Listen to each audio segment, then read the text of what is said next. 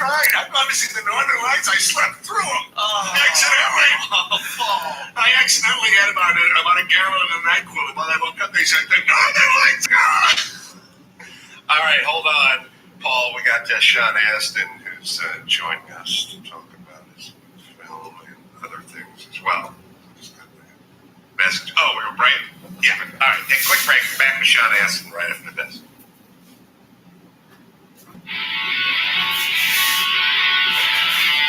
It's time to check Adam's voicemail. Hey, man, I thought you'd love this. I'm sitting at a stoplight, and I see a recumbent bicycle ride by with a mask on. Guy's wearing a mask. Recumbent bicycle and mask outdoors. Anyhow, thought you'd love that, Abe. You can leave us a message at 888-634-1744. Well, back, Jonathan Kite's hanging here. Sean Astin has joined us. Sean Astin, from Goonies and Toy Soldier and 50 First Dates and Lord of the Rings and Rudy and all your favorite films. Now has another soon-to-be favorite, I'm Mordecai. It's available on VOD. That'll be next Tuesday. Judd Hirsch, Carol Kane is in this. Good to see you, Sean. Good to see you, too. Thanks for having me. My pleasure. Man. You said it right. Mordecai. Yeah, as I think about it, Mordecai was the name of one of the kids in Raising Arizona when that actor said, mind yourself, Mordecai, and he threw some M&Ms at him or something. I think Mordecai was one of the kids. That's the name. I'm so disappointed. I was expecting a full-on Bible quote coming from you at this moment, but whatever. I'm deeply pious, but I bores my audience when I talk about the glory of my religion. We don't want to open up that can of worms. So I'll just keep it. I'll play it close to the vest. How good, Sean? Is it? Sorry, you acted in this, but you didn't produce it or write it or anything, right? I didn't write it. I might have been one of the executive producers on it, but no. There's a guy named Marvin Sample. This is a cigar manufacturer who's in Miami Beach. And his father is Mordecai, and his mother passed away right before we started filming. He made this film for them, for himself, for as a celebration of the lost or whatever.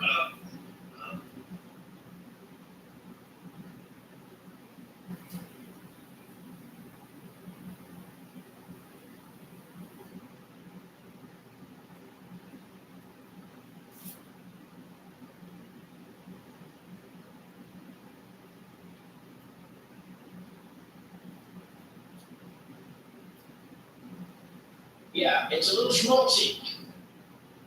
Yes, this movie is a love letter to Jewish American culture, and it's fun. But it's a generational thing. How frustrated you get with the older generation, but that frustration clearly is coming from a place of love and appreciation. And yeah, it's a little schmaltzy. Can we use that word? Yes. I think I got my Judd Hirsch Carol Kane connection because Carol Kane played the girlfriend of, what's his name from Taxi? That was Vodka. Vodka. She played Vodka's girlfriend in Taxi. Yeah. Sean, is this something? Thank you very much. Yes. Judd Hirsch was famous. Yeah, it came full circle. Yeah, that's what things to date Christopher Lloyd, that's all set. So we thought we'd have a little fun here if you'll participate, Sean, which is Ben, who's in the engineering booth, is a huge Lord of the Rings fan. He's freaking out that you're even on the show right now. He's having a tough go. Say hi. Hi, Sean. What's up with the band? Yeah, dry mouth, voice cracking. This is a big deal. Well, it's a big deal right now because it's the 20th anniversary of the release of the third film is coming up, and it's a little bit, I'm just going to start using whatever Yiddish words my mom used to throw at us when we were kids. Yeah. Well, we thought we'd do a little competition and see who knew more about Lord of the Rings, the guy who was there and actually in it, or the guy who's masturbated to it many times? All right, I guarantee I know more. Oh, really? Absolutely. All right. Because you do, listen, I'll set the table by saying that when it comes to sports, it's the nerds that know more about the player's career than the actual play. And in this scenario, you're the player and he's the nerd. But you say you got it, even though you were the one performing it. You know what they say, don't hate the player, hate the game. All right. Well, then Send Ben up right now. we're getting the mic set up for Ben. And it's gonna be like the pro base. Now, listen, I've done shows and things like that, and if somebody was a big man show trivia expert, they would definitely know more about it than I would. But All right, well, I can't claim to know as much about the man shows I do about Lord of the Rings, but, you know. give us an example. All right, here, That was an example. we'll start with Dawson. All right, let's give this first question to Sean. It is said that this actor read all of the Lord of the Rings books every year for over 40 years. Name both the actor and his character. Christopher Lee Sauron. Christopher Lee Sauron. That's correct. Ben wrote that down? Ben knew it as well. Okay. Never been. What famous 1960s rock band tried to create their own Lord of the Rings movie? Who gets the answer first? Well, yeah. Well, Ben could write it down and then Sean can answer. Okay, once he's written it down, I know, yeah, it's weird to hear them describe this way, but it's the Beatles. That's a weird describe the Beatles. Yeah. What did you write down, Ben? Not right down anything I should have done that. You should shame yourself, Ben. I know. But I would say the Grateful Dead did a whole, like, Lord of the Rings themed album that was really cool. Yeah, Zeppelin lyrics. Sorry, not Grateful Dead, Right, Zeppelin. yeah. All right, Sean, here's the next question. Which of the movies was the first fantasy movie to win Best Picture? Well, of course, I'm gonna know that one. Ben, got it? Go ahead and say it. Am I supposed to say it? Sure. Okay, Conan the Barbarian. I'm sorry, which Lord of the Rings, there you go. Return to the King. Return of the King, all right, Ben had Return of the King. I'll say Sean's up. Oh, sure, Absolutely. Yeah. Viggo Mortensen was not Peter Jackson's first choice for Aragorn. Name the 90s action star who originally turned down that role. Okay, so tell me you're finished. Right, Ben. But what I would say is that these are all relatively easy questions for me. If you ask me anything from the books, I would not know that. But the movie, Stuart Townsend, Stuart Townsend, yeah, was originally cast. I did not know that. I wrote Eric Stoltz just because I got recast as Martin. Well, according to my piece of paper here, these horrible questions, Nicolas Cage is the correct answer. Yes, Nicolas Cage. It was either Eric Stoltz was a close second. All right, so that was a push Yeah. on that one. I have more submitted for Michael Lynch, more questions you guys want to try. This might be more than one too. All right, so let's go. Our Amon's soul goes by another name. What is it?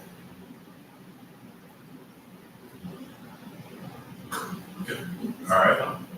John? I don't know. I'm not sure either. I want to say Elrond. I have Weathertop. Oh, it's a place. Okay. All Well, I right. thought Avon Head is the name of one place. That's where I thought you were going with it, but yeah. Weathertop. All right, Johnson. All right, what is the name of Aragorn's horse? Well, Aragorn's horse. Yeah, we It's should hear not it. Shadowfax. Is it Shadowfax? No, it's not Shadowfax. Yeah. That's Gandalf's horse. What's the name of Aragorn's horse? Adam, I know that you know this stuff, bro. You're just sitting there right now, just biting your tongue not to jump in with this stuff. I am embarrassed to say that I've never seen any Lord of the Rings, but I've seen Rudy 74 times, so I think it makes up for it in the Sean Astin part. The Lord of the Rings is the fantasy version of Rudy. Oh, really? All right, well, now I shall watch. It absolutely is. It's about determination and perseverance and, never giving up and believing in yourself. It's all those things with sort of dragon things. Rudy with dragon. I saw Dungeons and Dragons 2 nights ago in the theater, so How is it? I turned the corner. It's an entertaining film for a guy who knows nothing about Dungeons and Dragons. Maybe it's better not knowing anything about it. Well, I'm going to go do a little movie where I play like not a wizard or a magician, but somebody kind of like that. And the director said, hey, go see the Dungeons and Dragons movie because it'll give you appreciation for that world, that environment. But yeah. All right, well, Sean, I think you should make an effort, Adam, at some point to sit down and approach these movies. They're worth it, I promise. I've heard nothing but good things. My son, who's 16, probably has seen them, but he would probably love to shepherd me through the Lord of the Rings. And so I promise I'll get caught up on that with you. Do you want to do one more question? Yeah. I'm doing way better than I thought I would actually do. I'm impressed. Ben, Aragorn's horse. I had this action figure too. I should know this. I wrote he's something maybe like Bjorn. So close. Sean, Well, I didn't get the question. Aragorn's horse. Oh, we're still on Aragorn's horse. I'll tell you, why don't you give me like 3 options? Really tough. Name of 2 words. No, It does start with a B. It does start with a B. I don't know. Sounds like a spaghetti sauce. Beavis. Prego. All right, let's get one more. Wow, maybe the first time I've ever heard of that. This one should separate the nerds from the boys. Okay. What is the elvish word for friend that Gandalf says to open Durin's door at the Mines of Moria?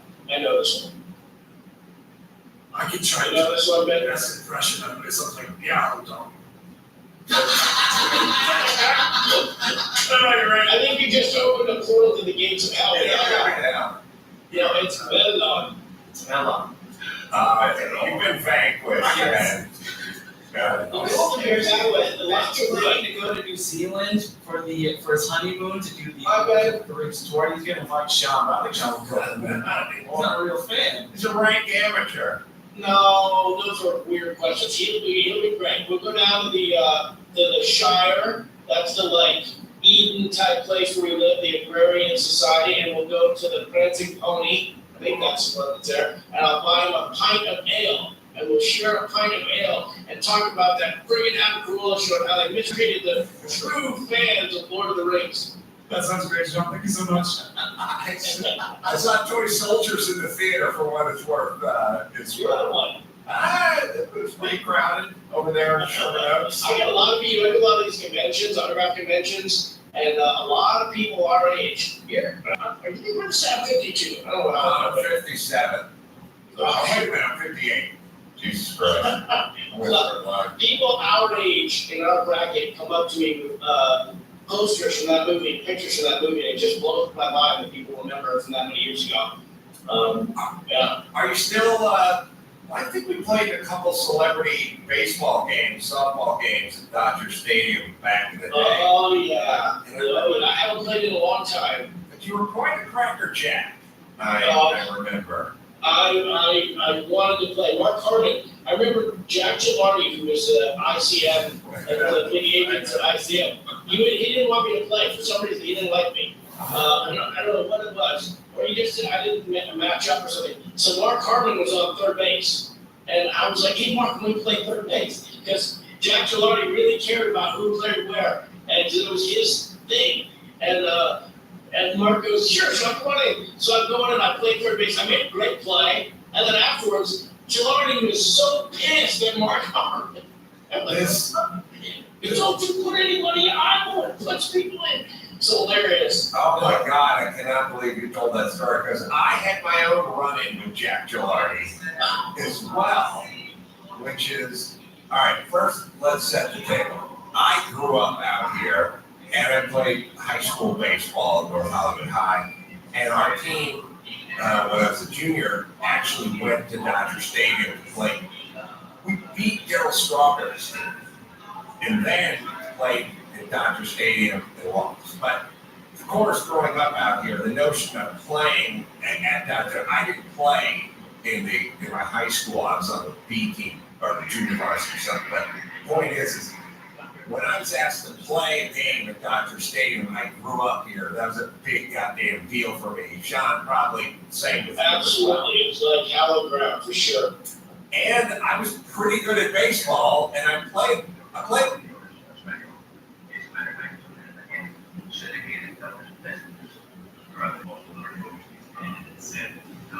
This is the answer to all nutrition.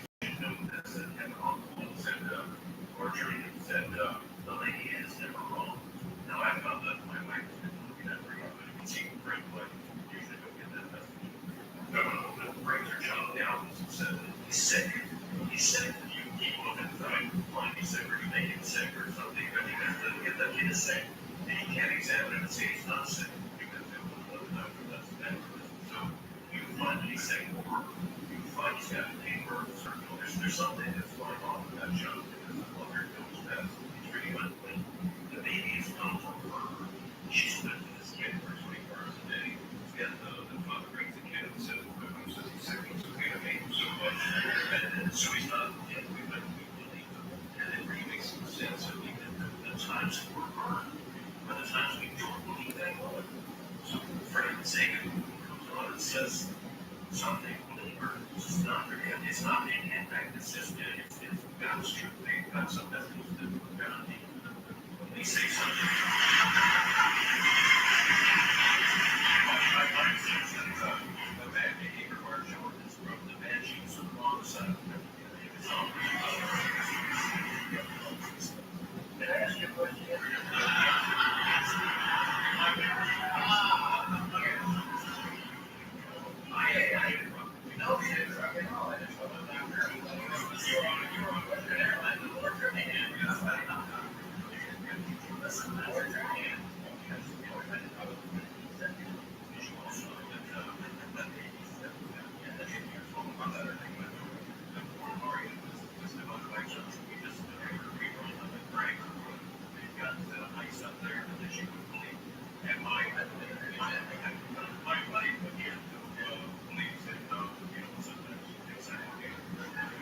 She said, what's happening tonight? Because we were in 39 degrees stuff around those are, around the skin of this package that doesn't work well. And she said, we're talking. We're usually watching TV or looking or something. We're talking to one another. And that's sort of bad weather forces to get close together. So that's no that.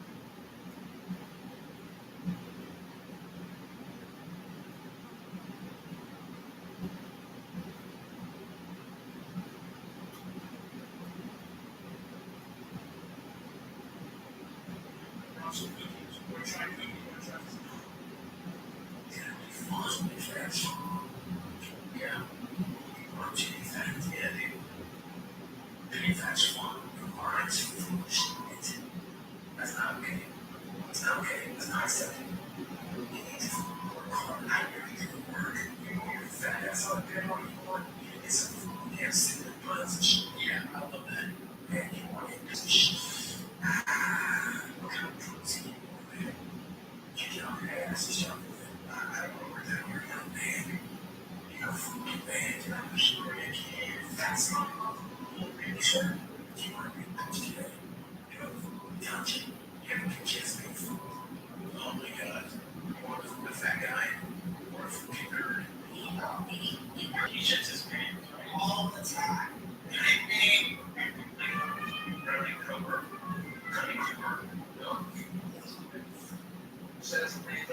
me, but I believe in myself. My mama raised me to have confidence. And my brothers taught me how to fight. And I just feel good. And also, the fantastic. Wow. God said, I want you to eat the herbs and teach you vegetable. Here, I see you on sauce, and they're called fresh and meat sauce.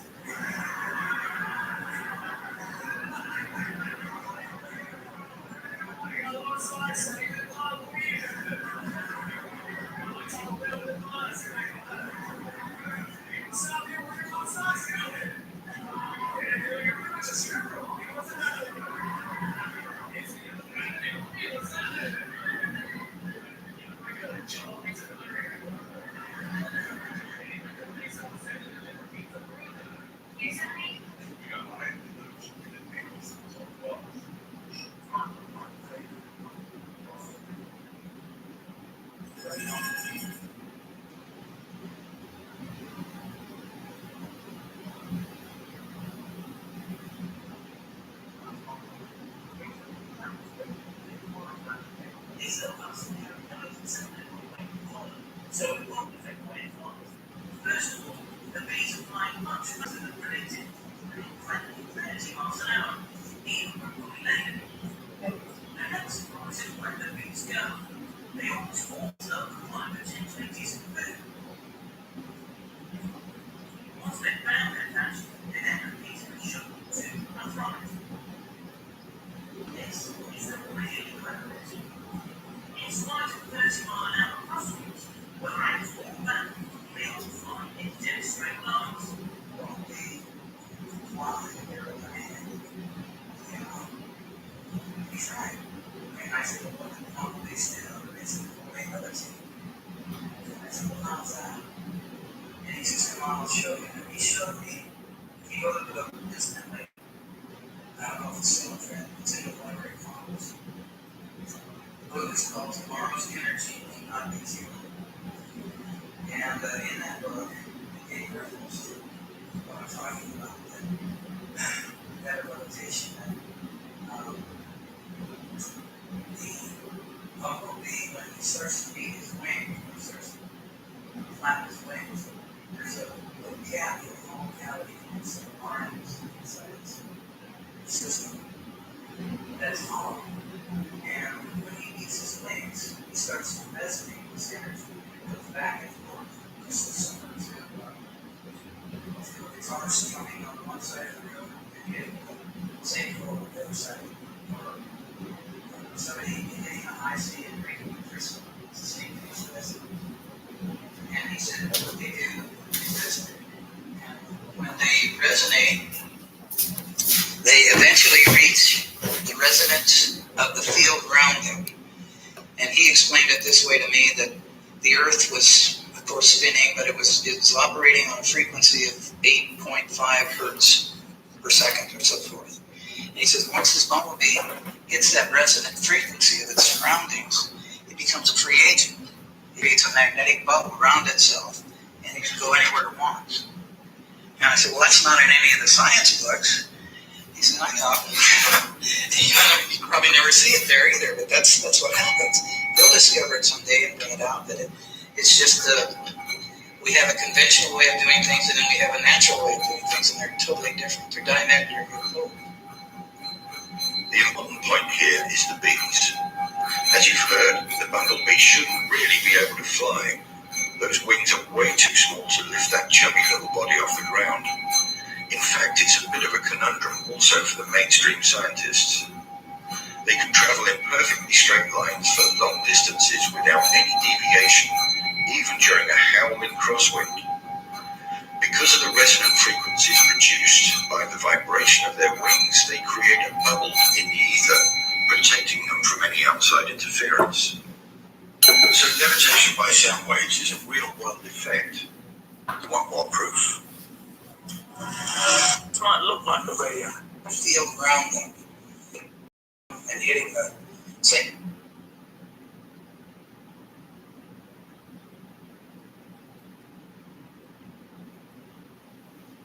on the other side of them, or somebody hitting a high C and breaking a crystal. It's the same thing, it's resonance. And he said what they do, they resonate. And when they resonate, they eventually reach the resonance of the field around them. And he explained it this way to me, that the earth was, of course, spinning, but it was operating on a frequency of 8.5 hertz per second or so forth. And he says once this bumblebee hits that resonant frequency of its surroundings, it becomes a free agent. It creates a magnetic bubble around itself, and it can go anywhere it wants. And I said, well, that's not in any of the science books. He said, I know. You probably never see it there either, but that's what happens. They'll discover it someday and bring it out, but it's just we have a conventional way of doing things, and then we have a natural way of doing things, and they're totally different. They're diametrically opposed. The important point here is the bees. As you've heard, the bumblebee shouldn't really be able to fly. Those wings are way too small to lift that chubby little body off the ground. In fact, it's a bit of a conundrum also for the mainstream scientists. They can travel in perfectly straight lines for long distances without any deviation, even during a howling crosswind. Because of the resonant frequencies produced by the vibration of their wings, they create a bubble in the ether, protecting them from any outside interference. So levitation by sound waves is a real-world effect. You want more proof? It might look like a radio control beam, but it's actually a beam with a little radar transponder on it, which means that we can track this beam as it flies around the field. And these little guys can carry 90% of their body weight in pollen, so it won't affect the way it flies. First of all, the bees are flying much faster than predicted, an incredible 30 miles an hour, even when fully laden. The next surprise is where the bees go. They almost always overfly potentially decent food. And once they've found their catch, they then repeatedly shuttle to and from it. A baseball, and Sean's good at baseball as well. So to ask us, hometown guys, to play in our hometown field and then ride the pine the entire time, because the coach, who was an agent, he was like a manager, he wasn't in the Dodger organization, had his own ideas of like, Elaine Boozler, you're playing left field. And we're like, I can play left field better than Elaine Boozler. Like, sit down, I don't know who you are. Yeah, Gary Marshall would always play first base with his lead that was already constructed and stuff. And I remember that one of the years when I played, Tony Danza took the Eastside Morales, threw the ball. They were going around the one right before the inning was supposed to start. Eastside Morales threw the ball to the pitcher, who would be Jay, and he didn't realize it and hit him right in the head. Woo! That was an intense moment. Oh my gosh. I got to be, I think he must have promised to bring some of the talent out from his agency. And I had lots of agents over the, I've been in this industry for 40-something years, and CAA was a big agency, Way Morris was a big agency. And at different times, when certain movies come out, all of a sudden you're like the it guy for 10 seconds. And they're like, oh, hey, do you want to talk to these people? Anytime ICM would come up, which is where Jack was the agent, they'd be like, oh, what do you think about ICM? And they'd be like, yeah, ICM doesn't like I'm like, really? They don't want to talk, no, they couldn't care less. Like, okay, I'm like, what do they know over there about how shitty my career is? Like, he was a big time agent. He was set in his ways. The exact same thing happened to me as happened to you, which is he wouldn't play me. And I told him before the game, because I could see he was intense and he wanted to win. And I was sort of sizing up the talent, Right. And I was a good high school player. You have an athletic build. I knew how to play baseball. Tom Alessandro said I could have played in the majors. We've thrown me 100 curveballs when I was 18. He said it to my face. And I said to Jack Gilardi, I said, look, you don't know who I am, and I get it, because this is like my first game. But I'm a good baseball player, and if you want to win, you should put me out on the field somewhere in center field, left field, or something like that, because I know how to play baseball. And then he looked at me and he goes, sit down. No one tells me how to manage a team. That's where you're going. It's like, I'm just saying, I know how to play and I'm into it, you know, and it's like, let's go sit down. Then he kept going. They didn't finish like the innings. It was a cosmetic thing basically. You got a few chances to take a couple rips, and then one year they actually brought in the like softball fence.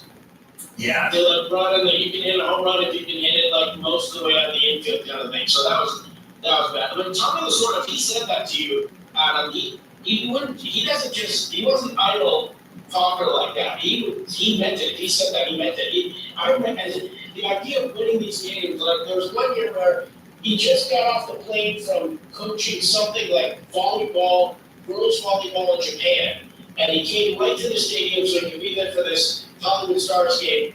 And he comes out and he gathers a bunch of us around, and he gave a speech that was like it was Game 7. It was Game 7. He was like, you're going to go out there, listen, we're going to win. And we're not just going to win because we want to win. We're going to win because we have to win. And I don't expect you to think of this as a slow game. You can go out there. And by the time he finished his speech, we were like, get out, kill him. What am I the funniest thing I ever saw.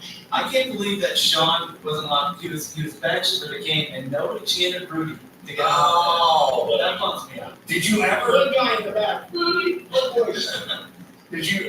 I did the same thing.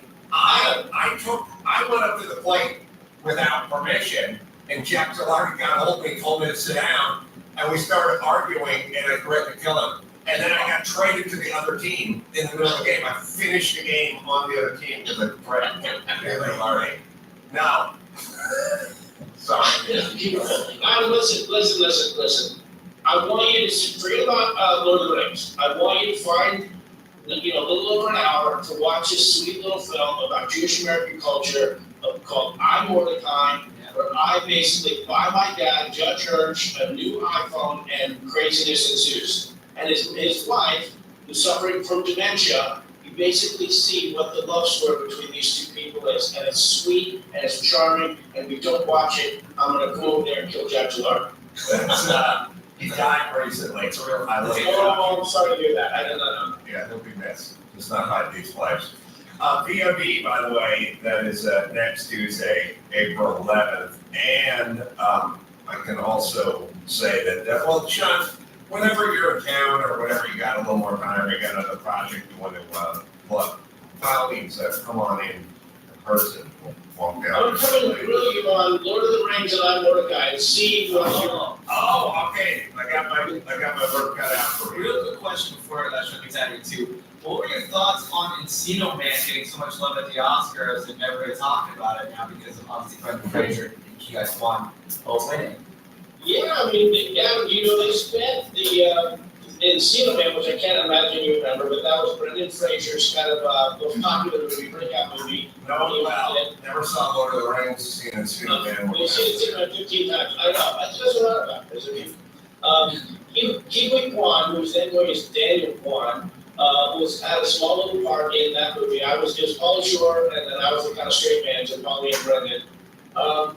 The fact that these two guys actually could have posted a picture on Instagram or on Twitter of the two of them, Brendan and Keith shaking hands, and then in the background, me and Pauly, small background, like, pretty, I'm not allowed to curse, I don't know what station. Yeah, it's pretty fucking awesome, man. It's pretty awesome. To know Keith Kwan for 40 years, he's such a decent, good, true, loyal person. He likes Samwise Gamgee. That doesn't mean anything to you, good guy, but you will know when you see it. And That's Britney Spears' husband? Yes, Britney's exactly. Samwise Gamgee is married with Britney Spears. Pretty sure it is. I'm not sure that I watched. But these two guys both had a long journey kind of away from what they love to do, and for them to find a part that people would love, that could let them express themselves, and then to go on and win. It wasn't just the Academy Awards; the whole season. It was this whole series of awards. awards they won in every one of their speeches, and they're so emotional, and I'm just so proud of them, so grateful. Now just between me and Paul, who's going to get the next one.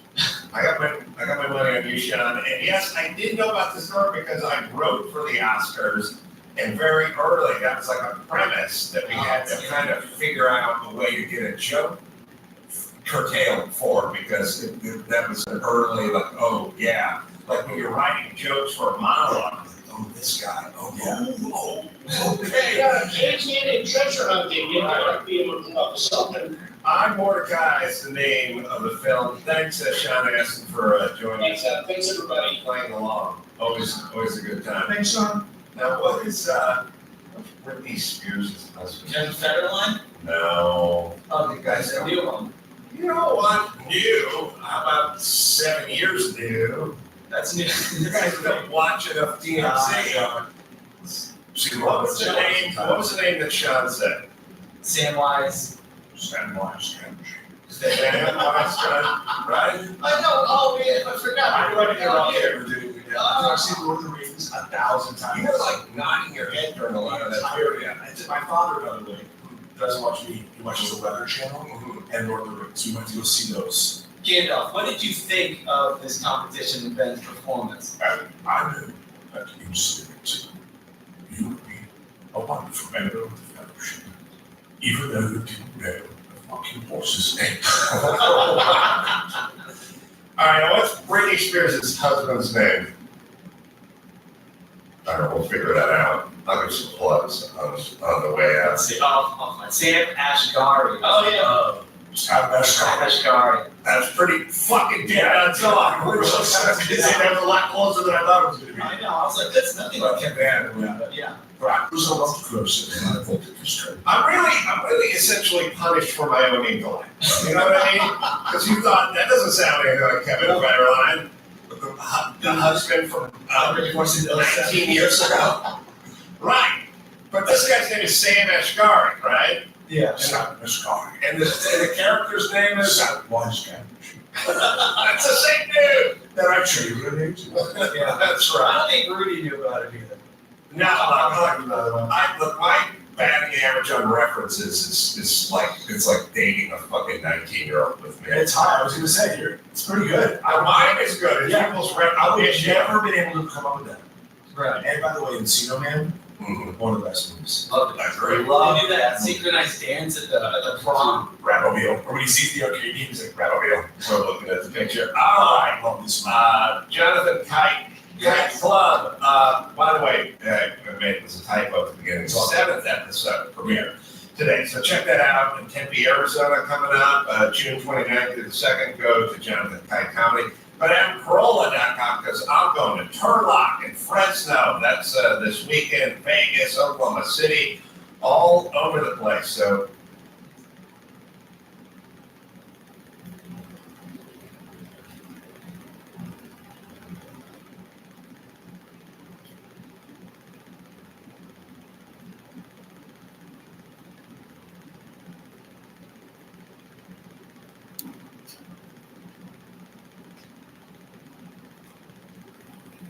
And now, this family. How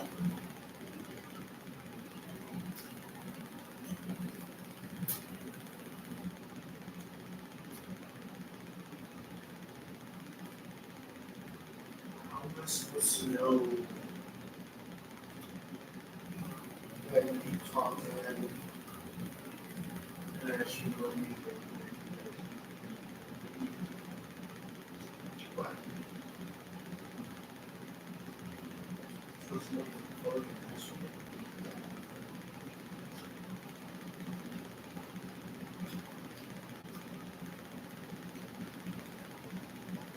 she gave me one. So I'm glad that they gave me. Oh, these are.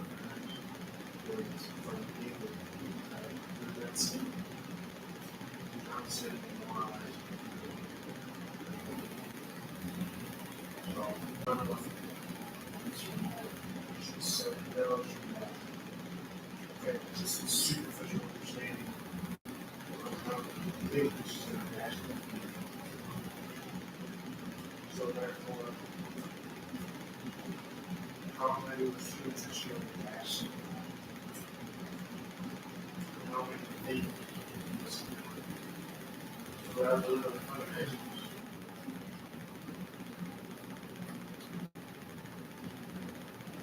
The mine was with 100%. Which is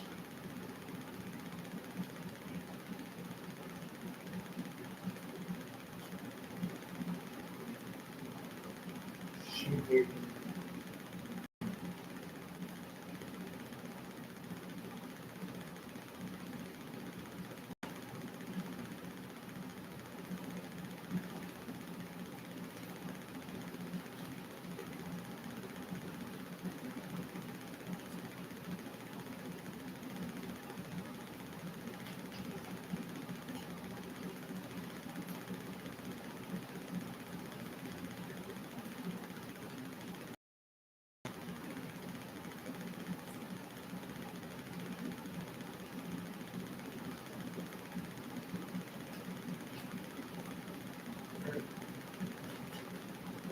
she should be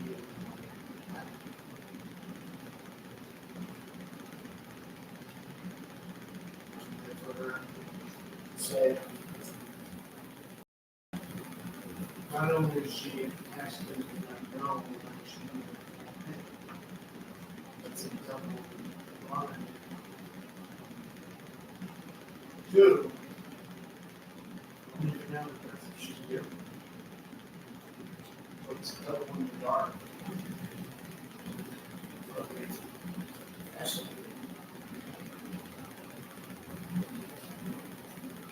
version one, I'm supposed to say, no, she's a picture. Shoot, child, mom. Lady, she's a I'm supposed to know that she really loves that copy. And that's what I'm supposed to take. That's not even good. Word, me, I'm supposed to know that.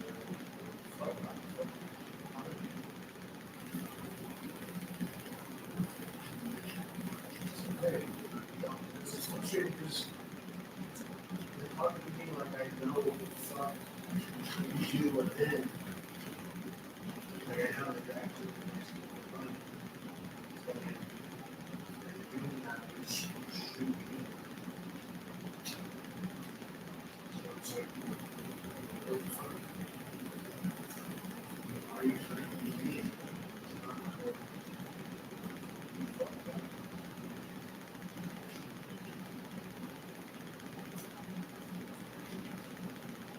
Was not assuming that I'm all in the thing. It's like, what? What's wrong with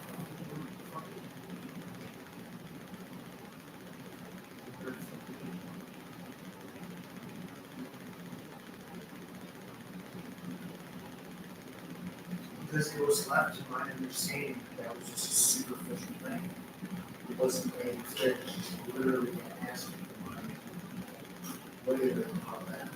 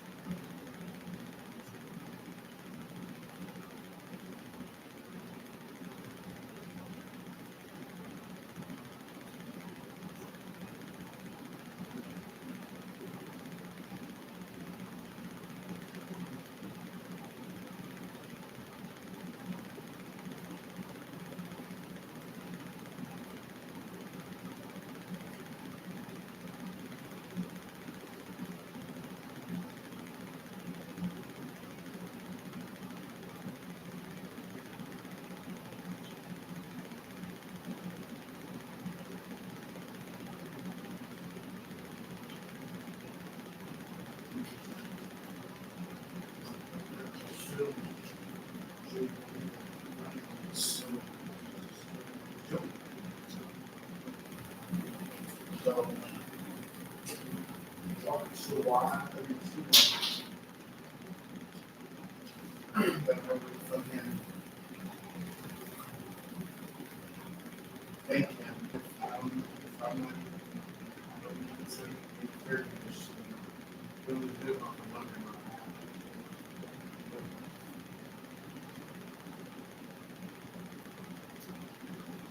know, assuming that I know all that, and I don't.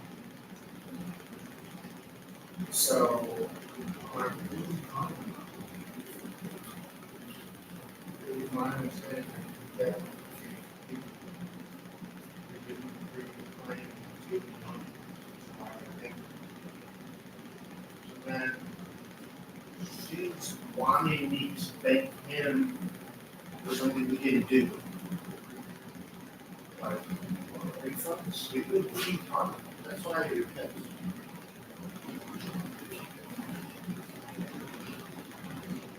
Not only that, she's assuming that I'm going to thank him for something I didn't do. And even if that day, she hasn't been up. So what the fuck are you talking about? Because I don't know what the fuck you're talking about. I don't know what the fuck you're talking about. It don't make any sense.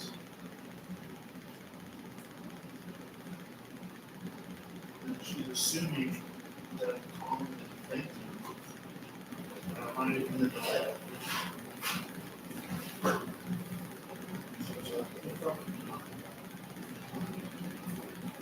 That would be like asking him,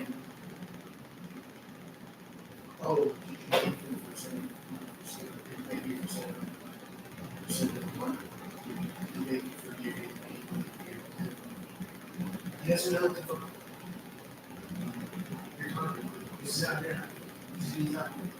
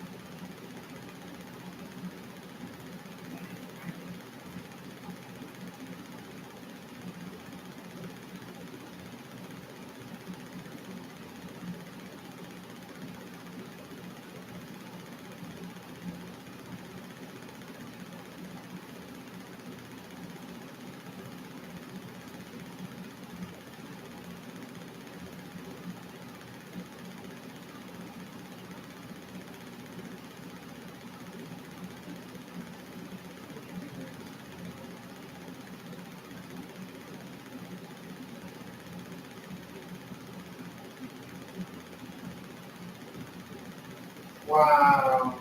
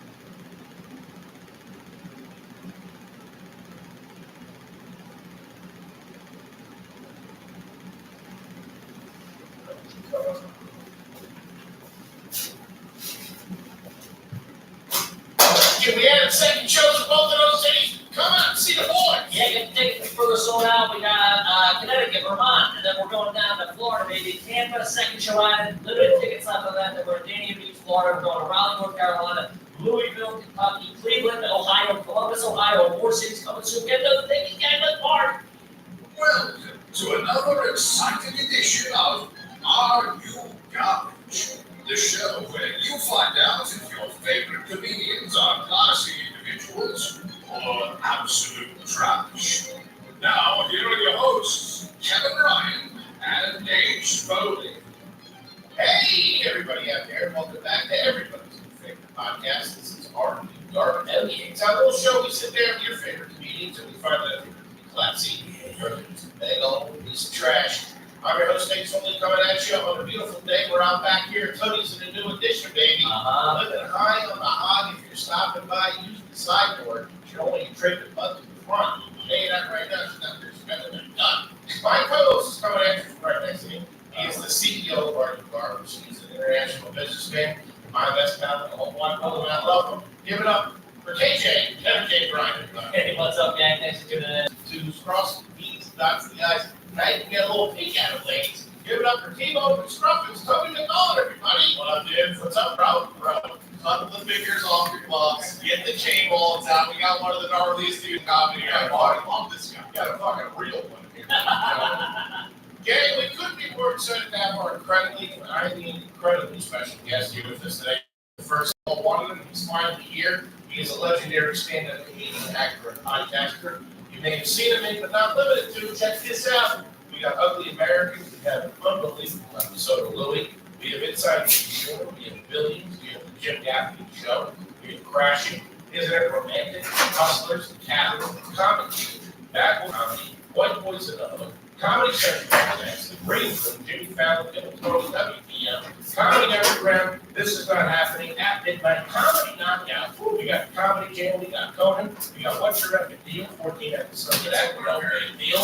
We got Joe Rogan, Generous, This Week is the Comedy Cellar, Something's Burning. He has an amazing special live at Webster Hall. You can hear him on the Bonfire on Sirius XM. He's the host of Legion of Skanks, and he has a brand new special out right now that you got to check out on his YouTube page. It's called Dog Belly. Ladies and gentlemen, he needs no introduction, but we gave one anyway because we love him. Give it up for Big J. Let's go. Let's fucking go. Hey, Jay. I'm so excited this is finally working out.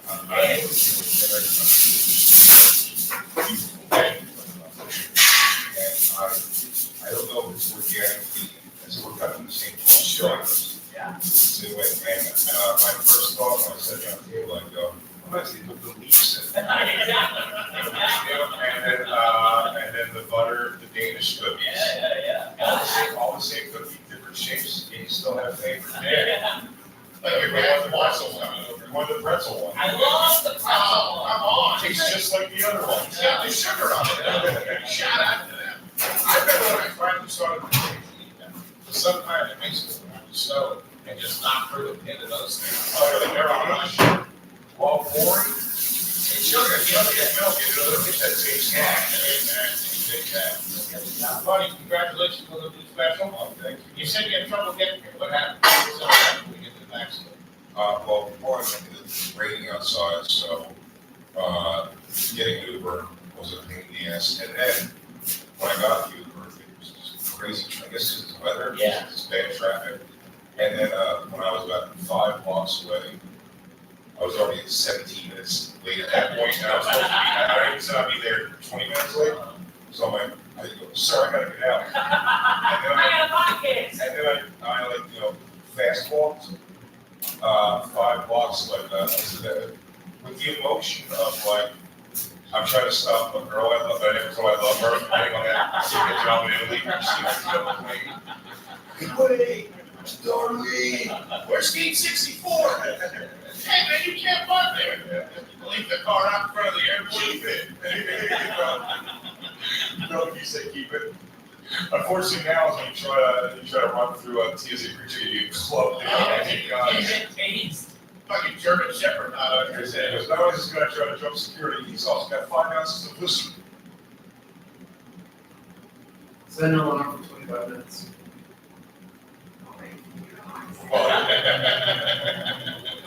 Where you going with that shampoo, buddy? What do you understand? There's a girl I love. He goes, would you mind raising your arms and say, please? So I gotta check. Yeah. If you have a metal ass, for some reason, there's a yellow square over your ass. Dude, as we said, what we were saying before, we wanted to have you on for so long. Everybody's been asking for it. And it just seems like, like fate. It's in the studio. Yeah, it's great. I can't thank you enough for being here. Congratulations and everything. I would love you to death. Thank you for having me. We're gonna take this one nice and slow. Give us, let's start with the backstory. Yes, Jersey, South Jersey. South Jersey. We'll start in West Philly. Ah, right. So start from the beginning. Mom, Dad had me when they were 19. Garbage. That's not nice. Shishi. Dad's split when I was 3. I think he was asked to leave. And then he Big difference. He was like, okay. And then he went to Florida. Were they married? Did they get married? Yeah. Okay. I don't remember the divorce being messy necessarily. It was just a quick thing. But went to Florida a few months after that, came back, married. That I now understand is an older lady. At the time, my dad was old to me, but he was probably 23 or 4. Yeah. And my first stepmother was like 40 already, and a mother of like twin teenage boys and a redhead teenage boy, which is hilarious. No one's redhead in that family. Yeah. And then there's still something the other day that always struck me as weird. My dad has not spent enough time with me or doesn't know me well enough to have ever really hit me. I think he gave me like a very soft face, like push almost once, but that's it. He used to like give her kids like the spoon. And you have to hear him upstairs and hear that sound, the T, 1,000 S's in a T, like the it was Joe Jackson. Seems by my dad, and it was so bizarre. 13-year-old twin boys getting smacked on the edge of the spoon by my dad. They're not there. Not their dad, your dad. A guy that's 10 years older than them. And he's also 10 years old. That's just like a fair fight at that point. You asked me for money yesterday. This is bullshit. Her real stepmother was in Texas, like cowboy hat guy. It was so weird. And then just give that side of the story about the dad. And then when I was, actually I say that my grandparents had me a lot of the time. In Westville. Yeah. This is still in Westville. Yeah. Just you and your mom. Me and my mom and my grandparents were super involved. Right. They lived a couple blocks away always. They would take me and my mom, out to work. What's that side of the family? Italian, Irish, what else? Jewish. They're Jewish. Yeah, that's all Jewish. Okay. Sound the same? Okay. My mom couldn't wait to get like Christmas fucking to our household. Really? Yeah, my dad's not Jewish, and my stepfather is the furthest thing from Jewish. He's but so was my grandparents. My grandfather died when I was 10. But like even then, most of the time, even my stepmom first year, my mom started dating my stepmom when it's a fun story. I think that great one actually. Lay it on us. My mom and my stepmom at I love you guys are from Philly too. They met at Carney's. That used to be it's right in Valadez. I think now it's like an urgent care center, the place, but it was right across from like Channel 10 is. Yeah. Around that corner there, the old Smart Hotel. Yeah, the New York Life building is over there too. It's right there, a place called Carney's nightclub. And my mom brought my stepmom home that night. I was my grandmother's. Back to Westville. Oh, that's really good. I was at my grandmother's and my mom, a couple blocks away at our place, brought my to-be stepfather home for the night to fuck. At least you're gonna play Parcheesi. For sure. Wasn't to look at your trophies. And so my mom used to, she like dated over time. Like, date is a loose word. Like she hooked up with a couple cops. Just single mom. Yeah. Early 20s, probably, right? She was getting gagged back like that chinless bitch from that one police station. I think she gets a bad rap. Me too. Yeah. I should have done her. Here. Wrong Well, let's see. You know, I'll have one of those cops' wives got word of it and was just like, we're exposed. Sure. She made you do that. So my mom was like, I thought they were just friends. I always thought it was kind of cool. You guys came in with your gun belt to our house and shit. And it was like, hey, hit the sack. So, you shot it. I mean, well, one day my mom, and again, she'll say they were just friends. Sure. Let's say it's fine, it's true. But one of them, what they did was, Dave, very blonde guy, so always the mustache. His thing was he would shine the light into our top, we wrote the top floor of the duplex apartment. He'd shine it in our window, and that was the sign that, I'm coming over. the doorbell rings or whatever, see. Gotcha. So, you know, there was people on shift, they would come over literally like, I don't know, if I was awake, nothing, but who knows, Christ knows what happens all night. But he would shine that light. That means he's coming. And then, so he did that night. And my mom had my stepmom up there. So she just, what was funny was when the doorbell rang, she just ignored it. I think I'm asleep or I'm not here, whatever. It doesn't matter. No, it's not like a big deal. No, he did go. Not only that, he never rang the doorbell. He did that apparently and got a call or something. He couldn't come up. This is the cell phones where you let her know. He just like, just took off. The doorbell still rang because my mom went on a date with a guy that she was almost 22, being Jewish. Even like her Jewish friends. That's why I never understood. Until I moved to New York. When I moved to New York, it's the first time I saw Jews around. Oh, like that's what they mean. Sure. My mom and friends were like, after like biker parties type thing. You know what I mean? It was more of that. It was more of that. You know what I mean? Like weird, like Philly people that were into the country. Sure. That weird, that subculture. Yeah. And she met a guy at one of those barbecues, Ron. Always on Ron. Oh, yeah. Ron or Randy? She went on a date with Ron. I don't think it worked out. She wasn't that into him or whatever. But Ron, apparently an alcoholic, and after, by chance, after that guy flashed the window, Ron just decided to show up and start ringing the doorbell at 2 in the morning or whatever. So he's ringing the doorbell, but he's not stopping ringing it. Almost like, it's kind of weird. My mom says it was a friend of mine who was from the top, who was like, he's probably ignore it. Then they hear a window smash. And the guy punched through one of the little, you know, square windows of the thing, came upstairs, and my stepmom is hilarious. It's so funny. He's a genius. He's an academic and also a powerlifter, and more personality of that than like a guy who's built smart. Sure. And thank God he was like cool because he didn't beat the shit out of the guy. They literally wrapped up his wounds and called an ambulance. And so I hope she sucked him off or something.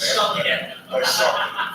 Because what happened, and this is always so funny. This is the first meeting with my stepmom, my long-time stepmom, who I love. It's my family, you know what I mean? Like, it's nothing like might as well be a father to me. Sure, our first meeting was me and my friend John, stayed at my grandma's night before, came home the next day, and then first thing we see, windows smashed out. And then I mean a soupy trail of blood going up, you know, whatever, 3 flights of steps. And then I opened my front door, which was actually really kind of open. I would have, no, my mom's not there. It's my stepmom wearing a button-down shirt with like wife beater underneath. So you can see he's like, you know, muscular and stuff. Ripping a Newport, sitting in his pleated jeans on my couch, and he goes, "Hey." How you doing, Blood just like that. You just feel everybody in here? It's like fucking first 48. I've been waiting on you, kid. Yeah. You're the last one I gotta get. Go get your He's like, you know, muscular and stuff. A soupy trail of. Stayed at my grandma's night before, came home the next day, and then first thing we see, always so funny. This is the first meeting with my stepmom, my long-time stepmom, who I love. It's my family, you know what I mean? Like, he wrapped up his wounds. Came upstairs with my stepmom.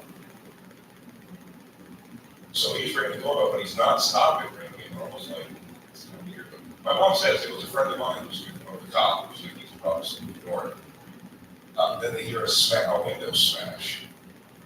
And the guy punched through one of the little, square windows of the thing, came upstairs. My stepmom is hilarious. It's so funny. He's a genius. He's an academic and also a powerlifter, and more personality of that than like a guy who's both smart, sure. And thank God it was like cool.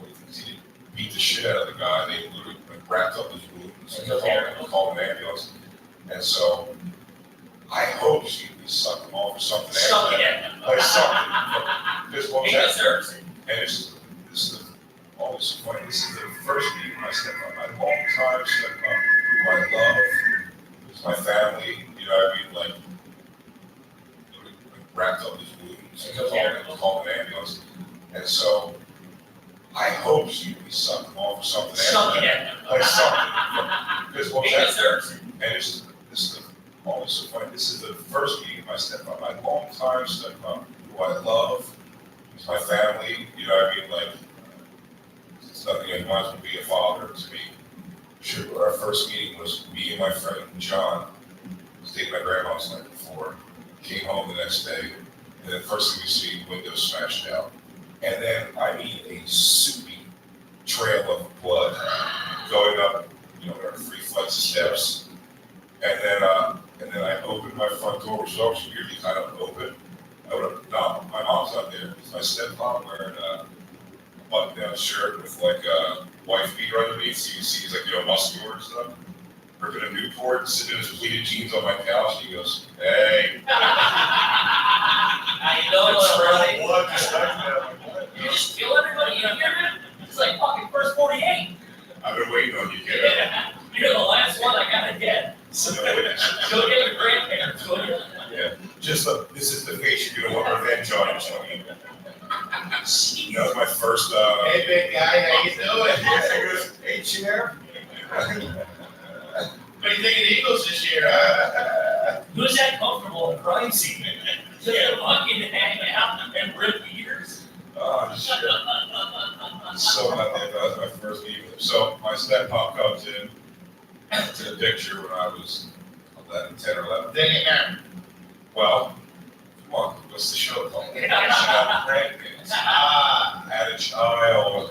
When the child was like 2, they got married. All right. Maybe even like 1. Are you at this wedding and involved in this Oh, wedding? okay, we was in Susan's backyard. It was next door. I figured if I wasn't. Yeah. You're looking out your bedroom window. I was bringing the TV. Oh man, you got rapscallops? Susan's backyard. Why would they? It's Susan back. Susan Lunch. Yeah, as far as I know, Susan's backyard. Yeah, we got a problem. That's something. So, What was so yeah, my brother was born, they got married, and then for the next, I guess, 8 years? Yeah, for the next 8 years, it was, every 4, she'd have another kid, my 2 sisters. Okay. So, and I'm 11 years older than my brother, 15 than my sister, 19 than my other sister. Now she's got an in-house. 10, 16. Yeah, So what's your youngest sibling? Step-sibling? she was half siblings, but they're she's 25. 25. And you guys stay in that house? So Every dirtbag gets a couple of bucks, crosses the bridge, my mom, moves to South Jersey. my grandfather passed away when I was 10. And he was big. That was a big one for me. And then it was just so funny is though, even with my stepmom being around, this is what I always find so funny. My stepmom, he's a guy, great male influence in so many ways. Dirty comedy in my life. He brought the guys talking shit kind of out of it and stuff. But it was so funny, he still didn't bring like masculinity in the sense of like, I still have to be like, hey, change these brakes. Like, you give me all the equipment, I couldn't change the brakes. I don't know what I'm doing. Smart plug where it goes. I remember my dad when I was young, I go to see him. You know what he said was going on is getting these, I remember explaining these split fire spark plugs. Because it's the split fire, so it's got 2 sparks, so it burns the gas more from like Try this now, bro. Yeah, I'm here for the weekend. Really trying to cram a lot in today, huh? Have you seen Gallagher's new special? Relate to me. Yeah, no one I like weirdo. What did Ron, what did you step in? They patched him up and No, what did, Joe, I'm sorry. What does he do for a living? so when he met my mom, was a super smart guy. He was essentially a coke guy. Then he went to the Navy to get off coke. He was probably like a year removed from the Navy. Was he Italian? I picture Italian. Italian. I picture like a fucking. Yeah, Italian. He's and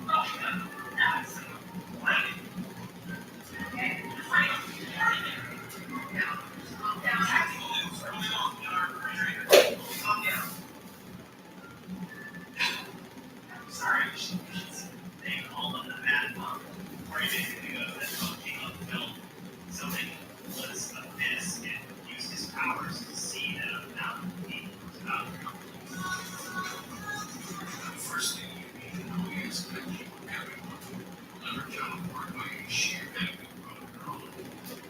I mean by that, the decision that you make at any given instant. A lot of people work. Since I have a job. So let's go down to these captain. We have 60 days an hour if we get $2. I guess we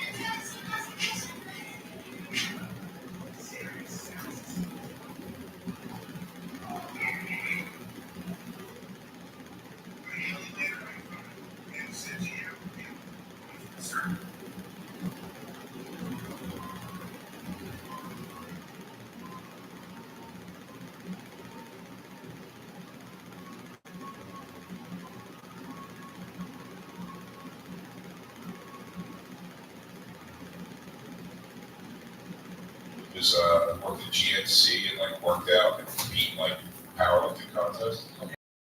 The GNC Grand Run Mall. We had to go pick them up. But I was like, But also, like, you gotta zoom out. Your mom's young, right? yeah, She's her, 20. she's 29. Yeah, it's like that's not that crazy. No. You gotta- She was well, most of my mom's worked at retail. And then one of them, like, oh, it's dawned on me most of my life until now. He's like, what's your work at retail? Like, whatever. So I was like, no, it's funny that she did know her that were broke. She had a fat kid, and my mom became, like, at first, when I was a little kid, she worked at small wear, renting tuxedos. Okay. And then I would be the little model at the fashion shows you had to go to, which I could have pictures of. I'll have to send you guys. As you see, this does even very well with the Jake Paul. So, and then The second marriage is important. and then when she saw it was going to be a husky child, she became like a manager of casual companies. All No way. yeah. So I'm then, not gonna have to clothe this animal. I can't be buying husky clothes on my salary. I was like, whatever it was, OP.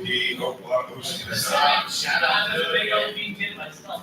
So they, and my mom, so when my grandfather passed away, she kind of like promised that she was going to do like more. So she went back to, so she went to Philadelphia Community College, got her associates for respiratory therapy. Okay. Which, if I didn't, before I figured out I wanted to try to do comedy, I was literally just going to do that because this is my thought of respiratory therapy. It's a noble job. It's a very important job. Sure. It's a major important job in emergency rooms and hospitals and everything, and it makes good money. You only got to go to school for 2 years. So my mom was just kind of finishing that up. She met my stepfather, and then she got pregnant, and had kids, and we married. And my stepmom just kind of had like he's so smart. He was like, and I got to figure something out. Hey, Terry, what do you do again? He was in respiratory therapy. Yeah, I just wanted to do that. He just went to Philadelphia Community College and just aced it. They finished early, and they like Roxborough Hospital said they'll pay for the second year if he like promised to work there for a couple years. I think he still works. Yeah, he's still at Roxborough Hospital, the head of whatever there. And still also comes home and like throws chains on the end of like a barbell that's got a bunch of weight on it. It's so funny. So, Is he still in good shape? for 8 years, and 69, he's still strong as shit for sure. And when did you guys move out to? So, but my stepmom, probably about 2 years after they were both working steadily as respiratory therapists, it was like, yeah. Well, our first upgrade was we moved across the street to a row half home instead of top of the duplex. Same block, a few houses down, which I thought I was like, this is wow. We got cable. Yeah, they're bad. Garbage looking up. This episode is brought to you by Better.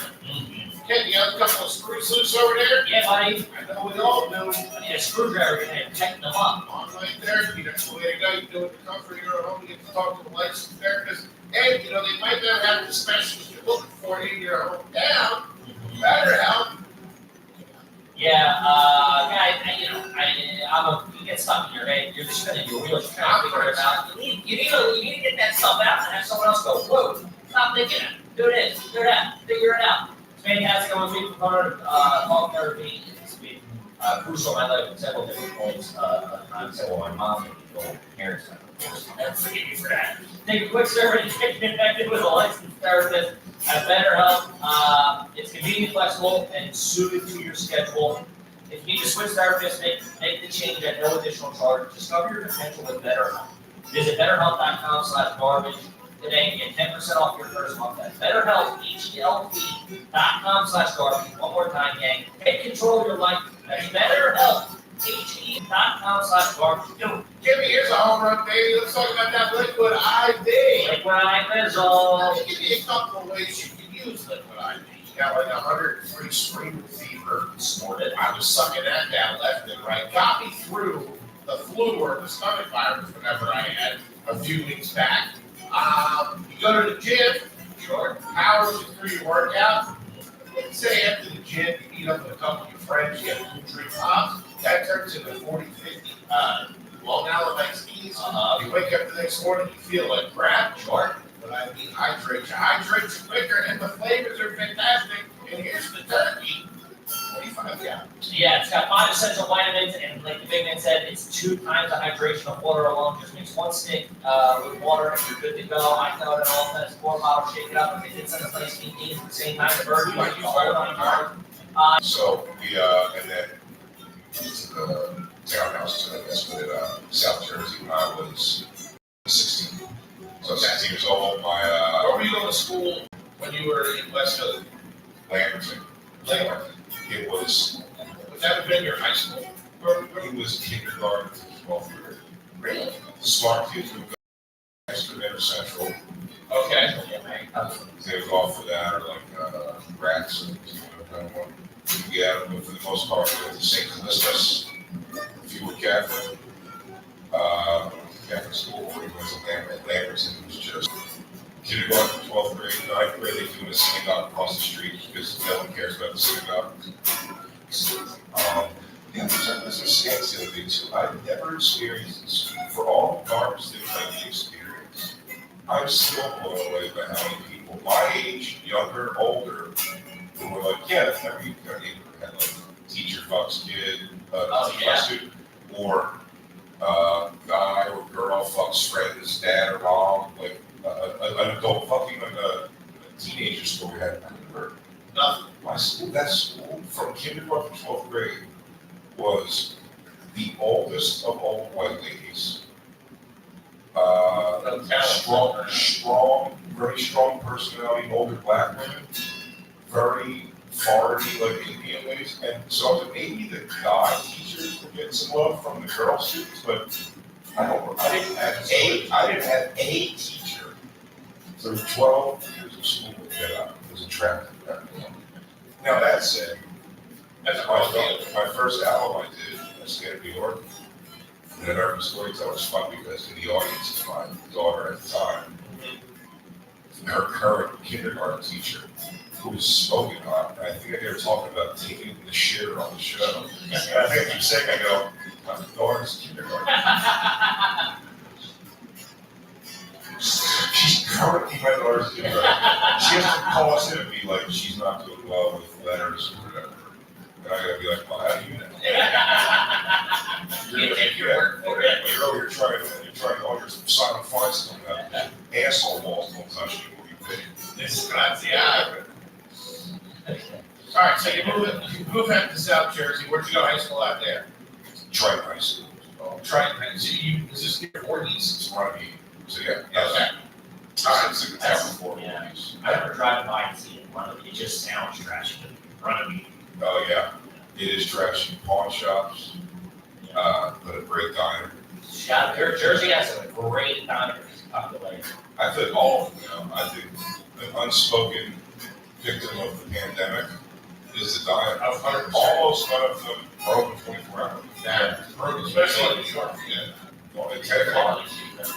Yeah, the Selco, one of the classic 24 hours. 10 o'clock. Yeah, it's crazy. What was the mascot, the high school mascot? For in Philly, it was the Blue Devils. Okay. Respectable. No out of school competitive teams though. I mean, maybe in cross country, No basketball, nothing. intramural, and bowling, because the center bowling lanes were maybe like a 7-minute walk from school. You get one, I forget what year, maybe 10th or 11th grade or so, probably 10th grade. Your gym class for a session of it, for the semester of it, was everybody walked over to bowling. But the good thing was, they didn't really know where you're going. You had the bowl. You also go to this Spunkmeyer cookies. Shout out to it. Shout out to a bowling alley fucking concession stand. They weren't bad. It wasn't dirty water talk.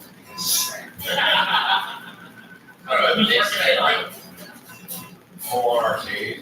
That's actually the bowling. I don't have any other details. Pin setter. And my mom was there hanging out. And just hanging out of the bowling alley. Upload. She's hanging out of the That's bowling what I'm alley saying. at 19.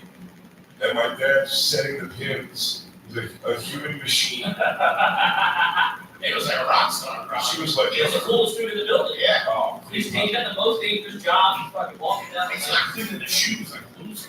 yeah. Saying, Yeah. An alley wax off my hands. Can I cream pie you?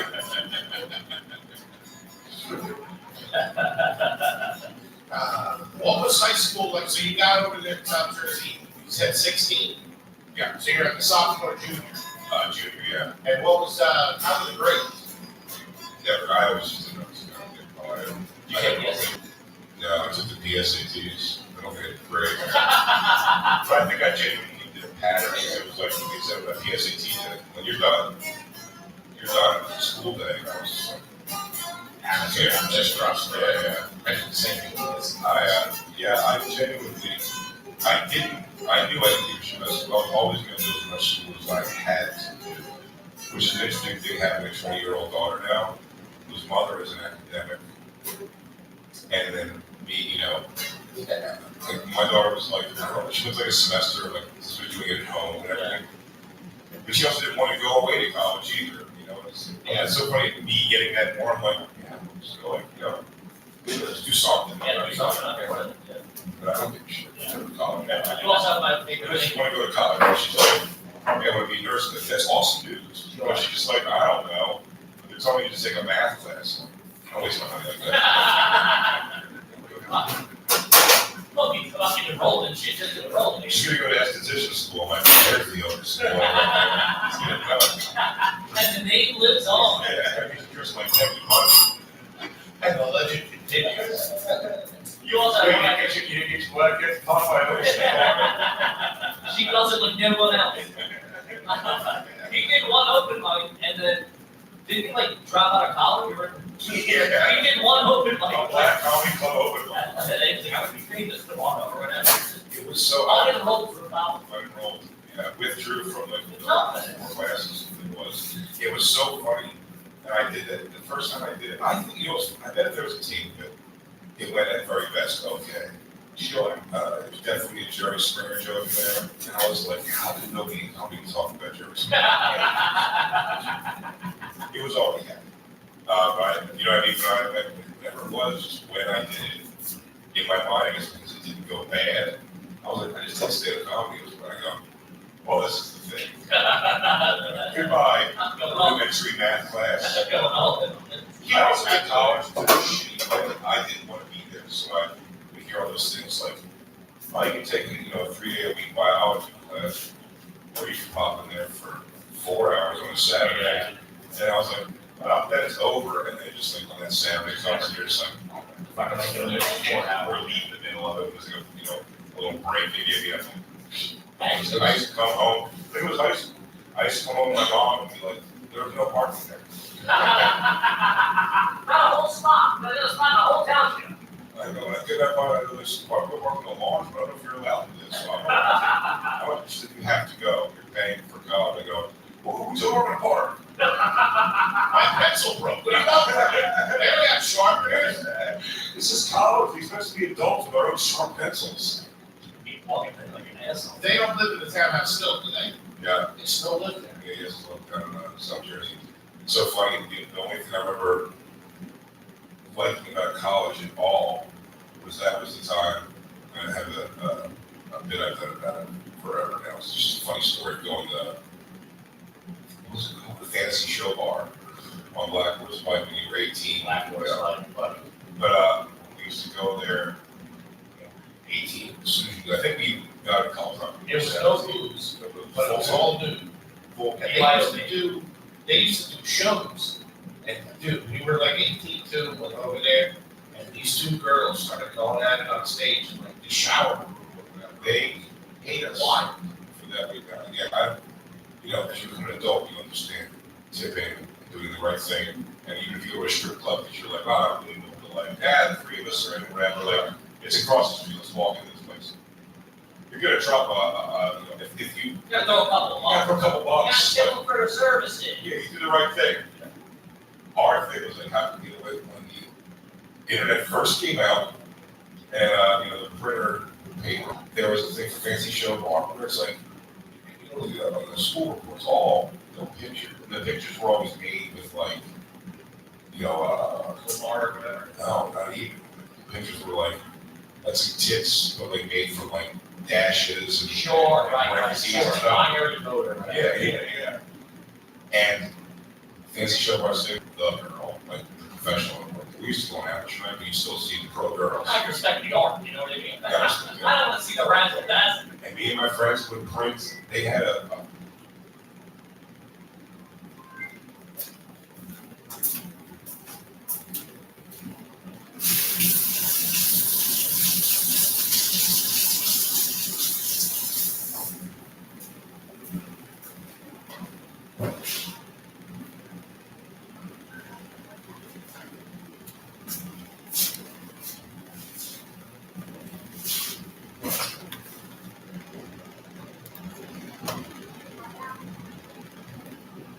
Hi, this is Dylan.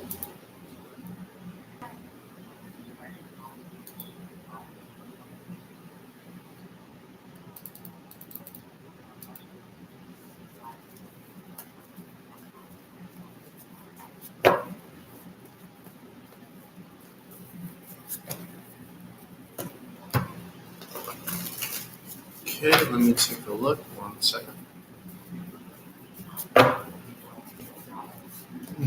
Yep. 1 second. Let me take a look at the cards for you and see what energies come out first and foremost. But if there's any background that you want to provide, feel free to jump in with that. Otherwise, we could just take a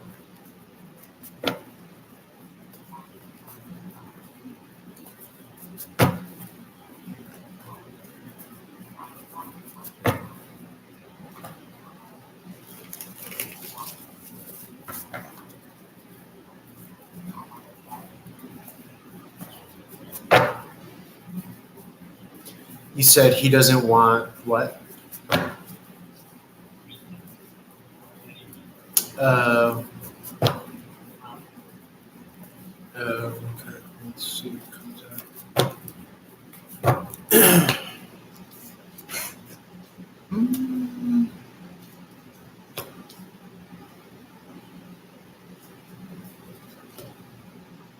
Well, I mean, I think it feels like you could give the situation some time, you know, so that he could kind of get his affairs in order as far as the divorce and what have you, and just kind of remain open.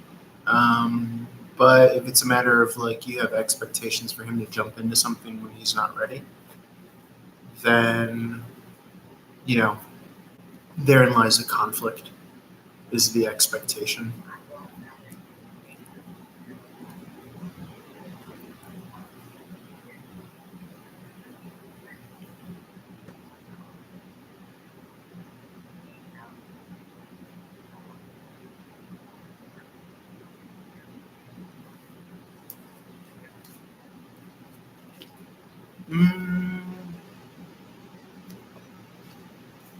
I'm just trying to see if there's a match here because his energy is coming across as a clear one half of a certain match. But I just overall, big picture, I don't think that this is a match in the long run. I don't think it's a matter of time of, him coming around. It sounded at first that it was. Yes, I would say so. Yes. The further I look into it, yes, I would say so. Yes. And again, it's not that he's not into you; it's just that you're not the right person, and he's not the right person. Let's see. Say that again. You think it's what?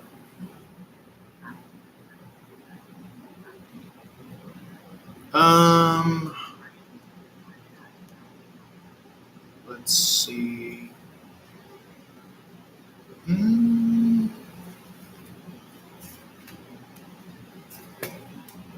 I mean, I'm not seeing a lack of attraction. I just don't. It feels like it's just pieces of the puzzle that aren't matching, that aren't going together. I'm not seeing anything about attraction in particular.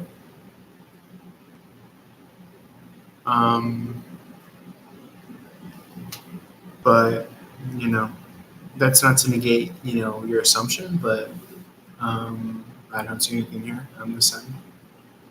If it's a matter of like one of those things where like you feel as though he doesn't want to present himself in public with you or something like that, then that could be a little bit of.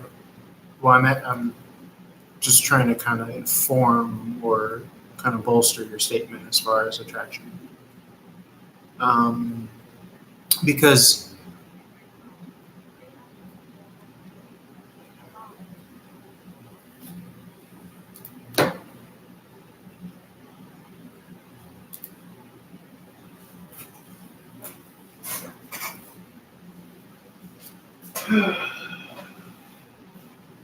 that was them not knowing how good they were giving too much or whatever, but they didn't know they were giving it to children who had the money. We needed Friday night at this place, a couple hours, we needed $3. Jesus. Because this pantry printout was free entry, which was already probably $10 or something. Right. A free, the drinks were free, the soda were free, so you got to take $1 for it. Oh, I don't know. So you walk into what they call the titty hub. So you go first things first, you got to put $1. You put it together. Ah, taste it. Jay's got a check in his mouth. That's most days. Hold that for a week. I was having sure. I moved some things around. Send the gas company on it. That's how I move. So you have to give her $1. Then a lady walks you guys to your seats, and then she just flat out puts a garter belted leg up on the thing, and you gotta put the $1 in there. And to win. Yeah, and then at some point you wait, because here they also got really, again, us not realizing anything about marketing or anything. We felt what they were as salty as popcorn you possibly have. I remember popcorn. It was so, but all that did was make you have to. So we would just get like mouth sucked dry, and then be like, I'll have a Sprite now. There's your $100. What that free pass gave us was free entry and free shower show entrance. They're talking about shower show. That show, I've been to, I haven't been to that show. I still think about that every once in a while. But I've never seen a Broadway show. Is that a possible word? How good can this side got me? No, that show, the strip clubs I've been to and stuff. That show was it faked? Probably. Didn't matter. It was like watching it was like a 15, almost 20-minute thing, and people bought $25 to go in there. And then it's got just lines like bleachers and a shower stall. And they would take turns. One would sit behind. Well, first things first, they go, $5 to come up and be a soap person. And because we had the money, we'd always argue to ourselves, like, what? So, 100% of the money in my pocket. Because she goes, okay. And I just gave her 100% money. Let's get a nice boy. I'll go for 2 months. We're done for 50 if I was at I just saw all over you. Because you do have, even now, you do have like childish wonder sometimes. You're like very like. Yes, and so the shower should be sitting in the back, so everyone did their 5 hours, and they soak the girls' tits up. And then we just sit there, and they would take turns sitting behind one another, and throw a spray on the other one's pussy, and the other one would just, and she would play with her own pussy, and fake, like they would do it, it was never just like now switch, they would fake cum, or cum. Academy Award-winning performances. It was a lot. It went for it. If it makes sense, it'd probably be less embarrassing to just come than to fake what they were doing. Sure, yeah. That makes sense. You almost be this make it actually happen, but probably not. And they would switch spots, and the other one was, but they actually started asking, can you at least please? Like they hated us. And I never realized it at all. What I loved, the only thing I remember today, the only day I remember Camden County Community College was going. She wasn't even in my class. I was walking out and seeing her with like the slow like reality of like for some reason I shared something. Then like a couple weeks later, I saw her like working her kids, but you know what I mean, like her kids, and you just like all the reality of this thing is like, oh, she's not a beautiful like very girl that would be slinging fucking cabbage and shop. You're rolling there giving her counterfeit money. I mean, maybe if there's a couple big spenders coming in from time to time, she wouldn't have to move. Sew somebody up. Scumbag. I never really put it. I am part of the ladder of that woman's terrible life. Yes. Get looks like with that landscape, baby. Listen, spring cleaning don't stop in the front and the backyard. Do yourself a favor. Get them nuts. Yeah, clean your Easter eggs. Before the squirrels and the gophers and the neighborhood dogs start sniffing around down there. Get yourself cleaned up, Gay. You can do that with the Performance Package 4.0. We're talking about the Lawnmower 4.0 trigger. We're talking about the legal crop fertilizer trigger. Performance Box and Breeze. And a nice travel bag. What are you doing? I got the travel bag. I use it on the goddamn every night. What are we doing? You guys know this at this point. They teamed up with also Manscaped was teamed up with the Testicular Cancer Society for testing. We're just talking about awareness month to bring awareness to men's health and early cancer detection as part of Be Safe Balls. And every day is diet. Here, my ear is like, and I go, well, that's good. Something she's changed to say and trying to get into a thing, and then investing. And always, to me, it was always like confident guys in the group there. Nothing runs back and takes me. So you don't normally do it, but you're gonna do it. Every time. I loved it. I kind of love the hustle of it. Good for you, lady. I'm like, good for you. You go. I respect that. She likes me, babe. Every single time somebody does. Not normally, but.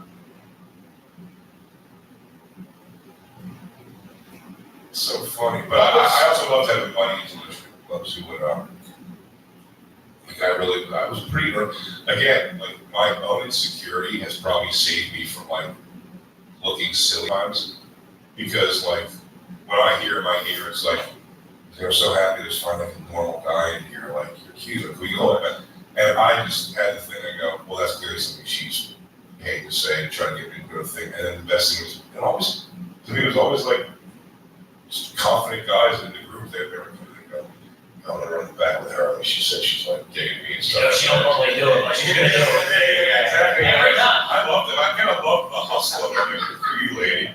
I'm like, good for you. You go. I respect that. She likes me, babe. Every single time somebody does. Not normally, but I will for you. You're a real cool guy. When I got a job, these other losers in here, when I first started comedy, I would do that, and it was the driving stripper, something I wanted to do. And it really is not. That is shit too. And you two guys are like, you did it. Yeah, I had the same thing though. Like my mom, I was like, well, and now I'm not just a guy in the audience. I'm with them, and I know that. Not that we're together, but I'm like, oh my God. So now I'm in a position where it's like 86 million. But the first girl I ever drove, because I'm getting wrapped up in someone's like pretty, I thought she was gorgeous. I'd love to see the picture of her. You can barely see the C-section scar on this chick. Definitely had a kid. But you couldn't see. No, she was young. Young. It's like she was just young and hot. She just had a thing on her, tan, gorgeous. And I took her and I said I was so enamored. It's funny when you watch me doing like a piggish thing, and then but I was proud of her because she did a thing. I don't know why. It was my first time ever doing it, so I'm like, what is she? You can't even see the ping pong ball, can you? Completely gone, huh? Similar thing actually. She goes, That's still. Hey, how's it going? Okay, what could I? Yeah. So do you want to start with a topic or a question or?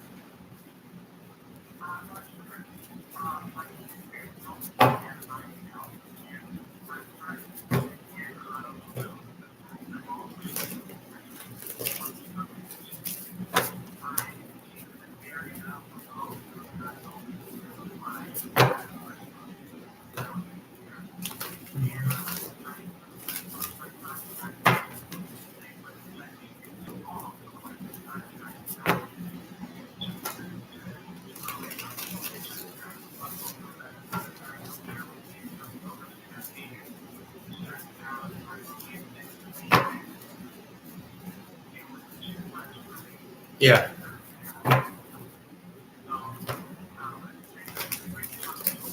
Mm-hmm. Mm-hmm.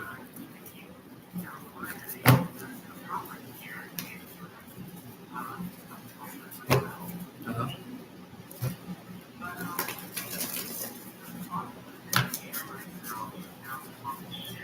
Yeah.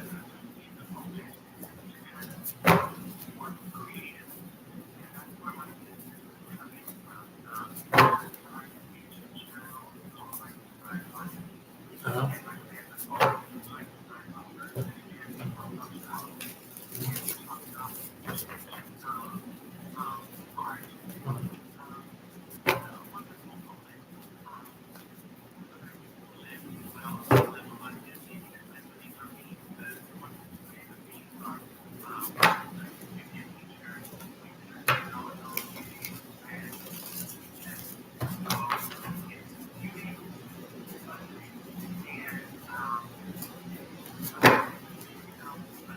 Yeah.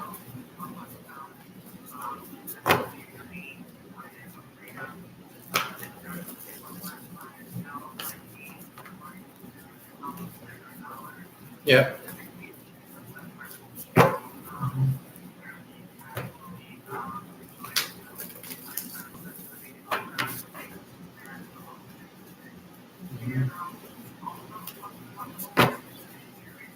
Yep.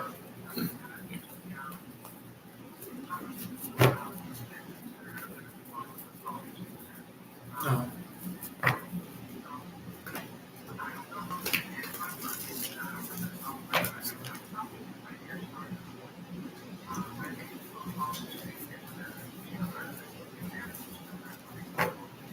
Yeah.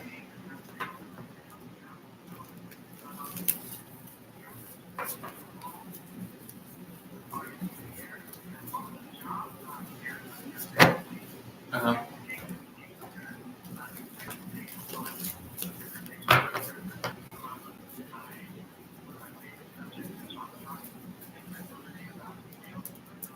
Uh-huh.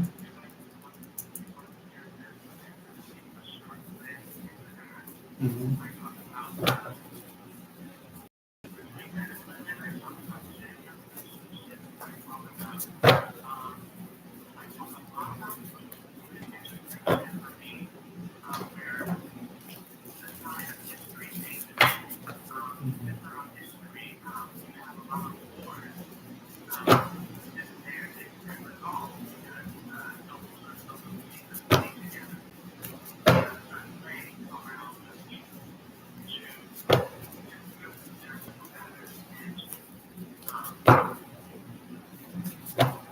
Resolve.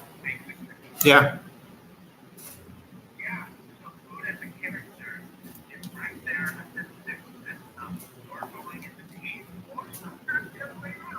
Yeah. The parallel between the world and the book is happening there. And the world that we live in is going to be where I said before is spiritual insight. Yeah.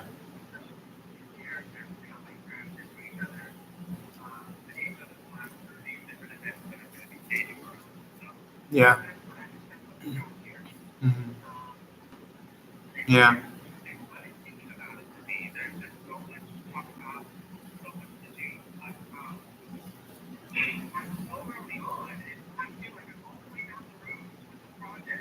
Mhm.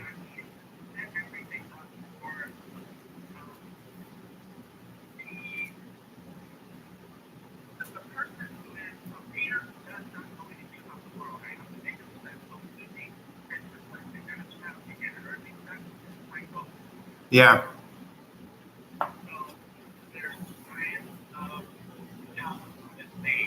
Mhm.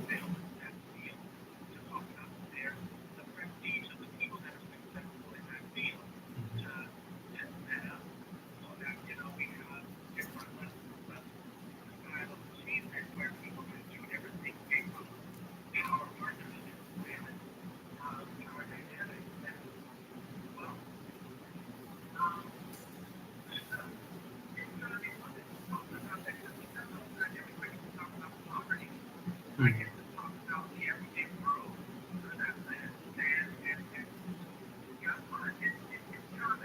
Yeah.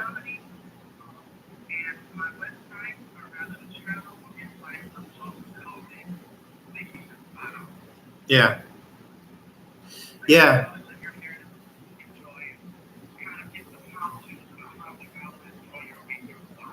Yeah. Yeah, it's interesting because it sounds like the book, how you described it, and maybe this will relate or segue into the channel.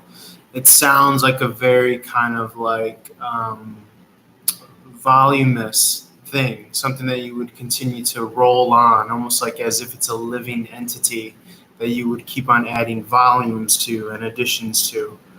And I think it's very apropos to the sentiment that you're communicating, which is in the moment, alive, on the cutting edge. Um, so, yeah. Yeah. Yeah.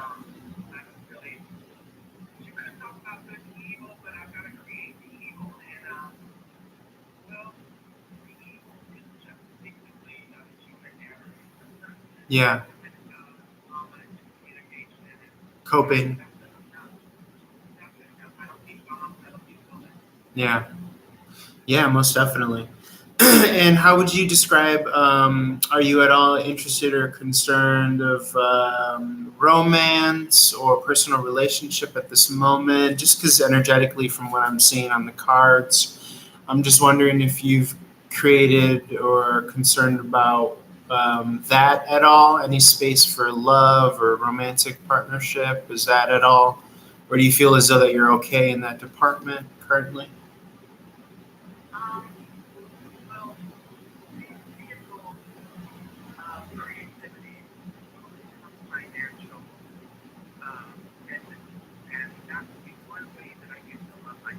Yeah. Yeah.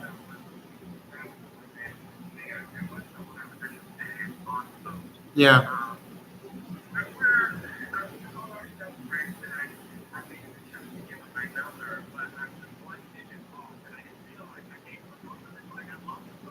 Yeah. Yeah.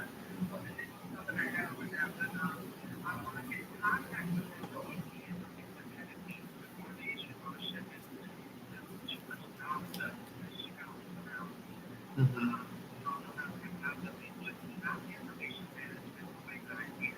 Yeah.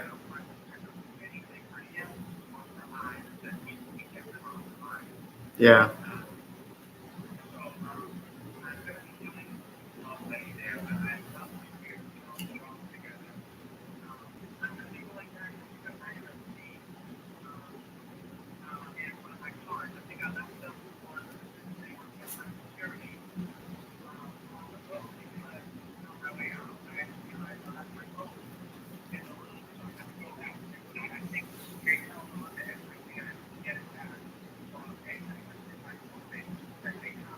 Yeah. Yeah. Yeah. Mhm.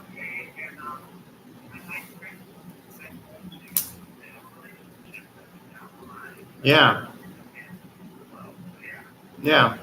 Yeah, I can definitely see that coming back around. I think we live in a connected world, and it sounds appropriate that you have the wherewithal enough to know that you would prefer not to pursue a relationship in the midst of all of these other potential lines of gossip, as it were, or what have you.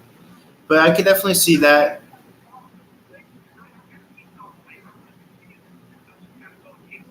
Okay, I'll be here. Feel free to call. All right. All right. Thank you. Have a good one. Bye bye.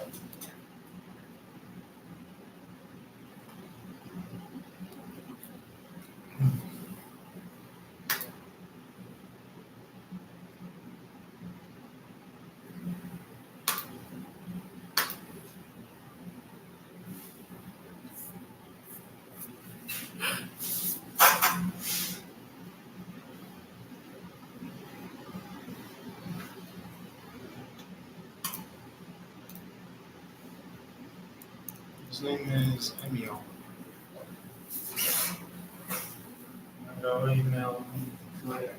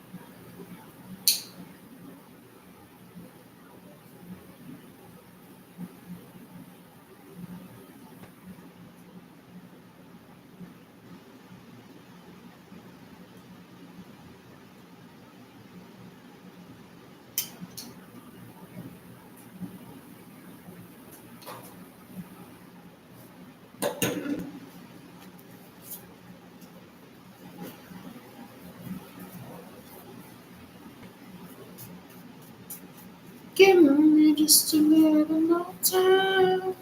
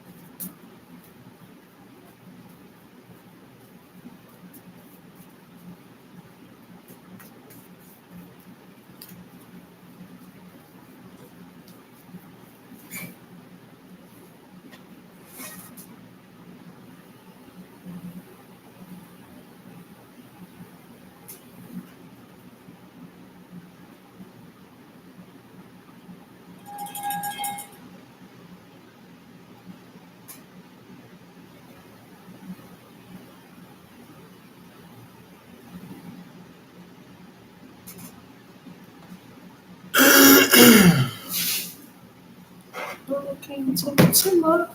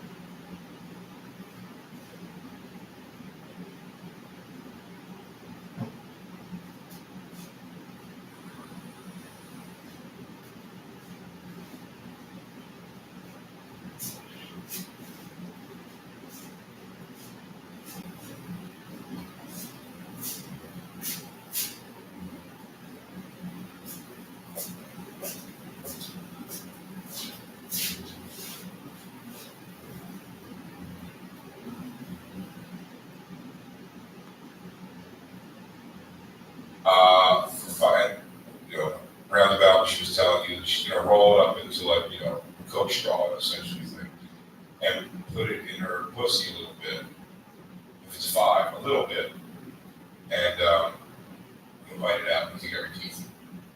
$10, she's gonna put it in a little bit further, and $20, she's gonna put it all in. Here's the thing, I don't know if it's the best example I use. As she's putting this thing in her pussy, more or less, she's going this to hold it in. So a $5 bill in her pussy is only get something. You can always get as close as her fingers. Right. From what if you did $5, never gonna change anything. Sure. Every guy for the closure. Because they believe you're getting closer. And I was just there, I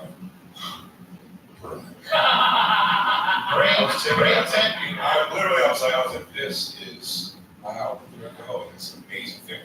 And then afterwards, we drove, we stopped at a 7-Eleven, and I remember getting like, whatever those junk ass roses or flowers they have, I don't know what the kids have, and she put them on the thing and she bought them. And then we got in the car, I'm like, what are flowers for?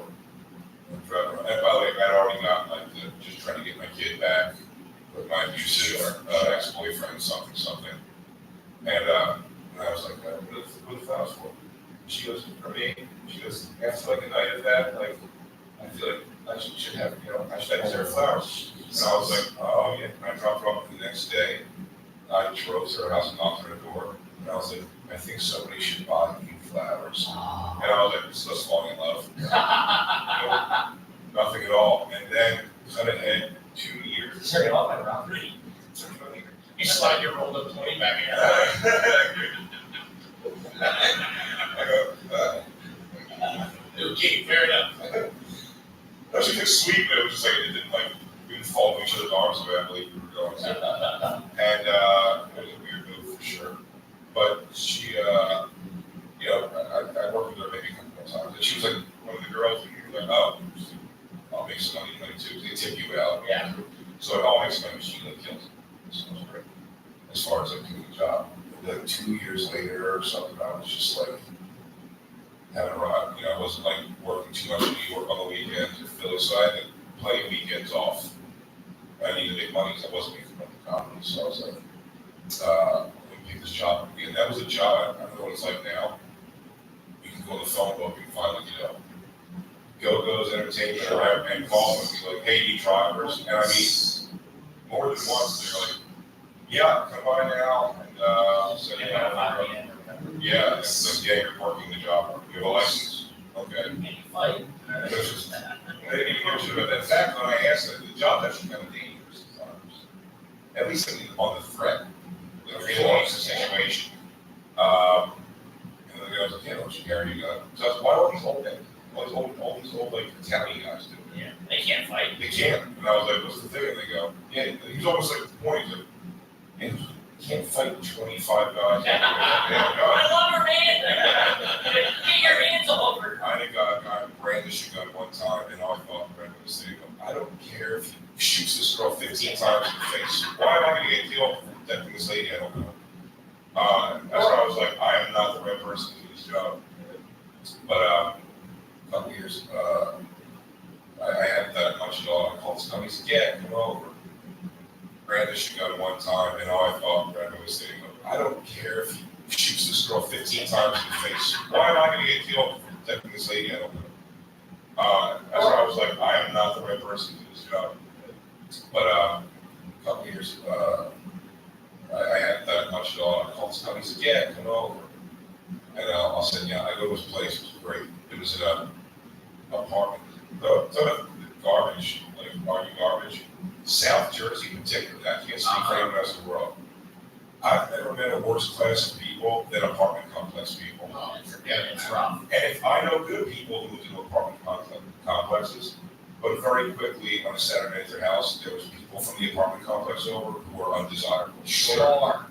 Once you cross that line, you start hanging out with the neighbors, you're jammed up. So Oh, it's Billy from fucking 4B there. You're a weekend away from having a party at the community pool. Then you're in. Then there's no way out. Yeah, there's no way out. I go in this guy's apartment. He's got a couch, a TV on the floor, and the rest of his floor is lined with his bodybuilder trophies.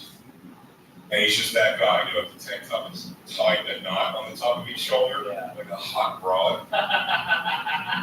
And he's talking nice enough guy. He goes, yeah, you're gonna drive this Asian girl.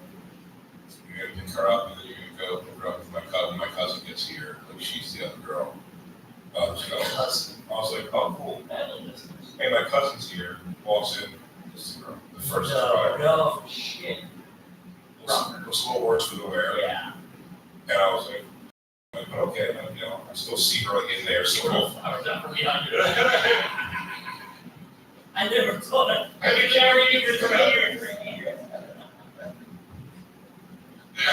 God's the Lord, let me do this. I'll find her.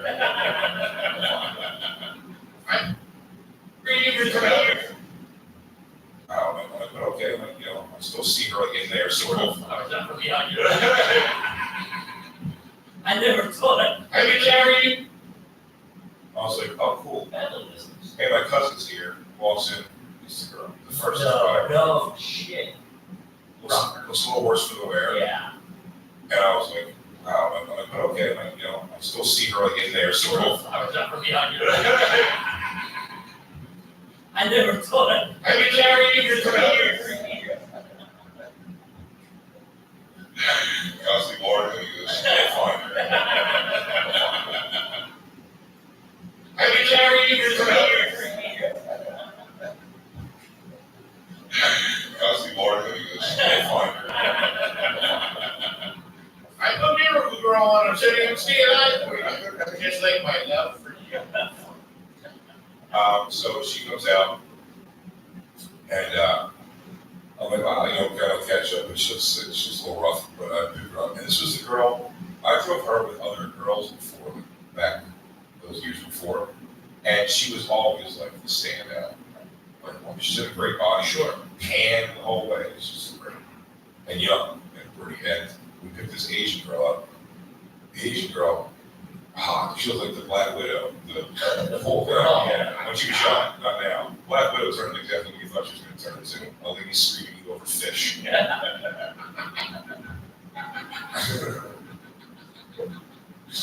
And we go to this thing, it's like a VFW type party. And we have these guys, so classy. And it was for the first time I'm seeing it, this Asian girl is working them. They love her.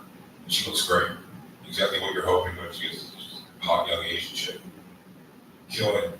They're laughing almost at the other one because she gets, one of the things about her, her skin was like super tan and just like she looked great. She's super pale and like pasty, blemishy, and then like she's bending over doing whatever with this Asian girl. They're all fours together. And like her ass has just got like narrower now, and like so you just see her super like darkened asshole. And people saying this, I hear guys telling us, her asshole is so dark. At a VFW. Yeah, that's fair. Because they've seen some rough beetles.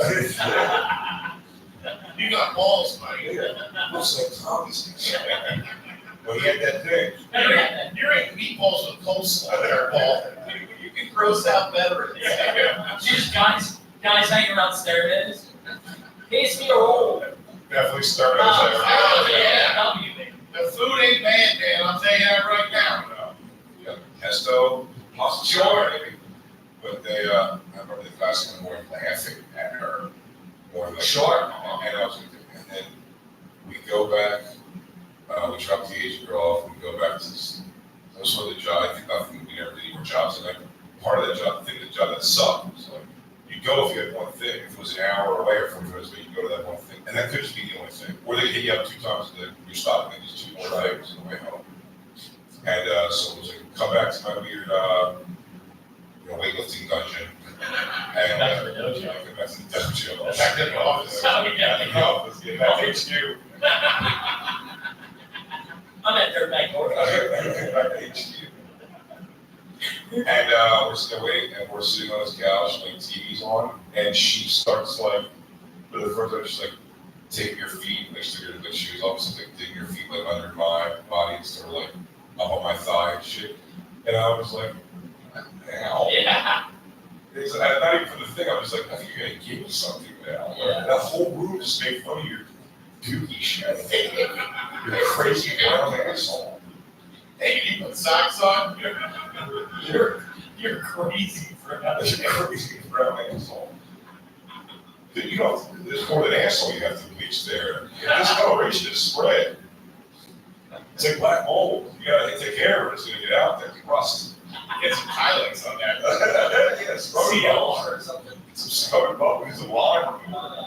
That's all right. But, That's all right. You know, it's funny, the first time I ever even saw cocaine in my life was when I went back to one of the place called Dream Girls in New York, and their headquarters was like a loft apartment. But it was like nicer things. There was like a desk with a girl. But one time you go back there and wait for things in between. That's where I watched Ellen DeGeneres tell the world she was a lesbian on the Ellen show. That's all that had Dream Girls HQ. Yeah, Dream Girls HQ.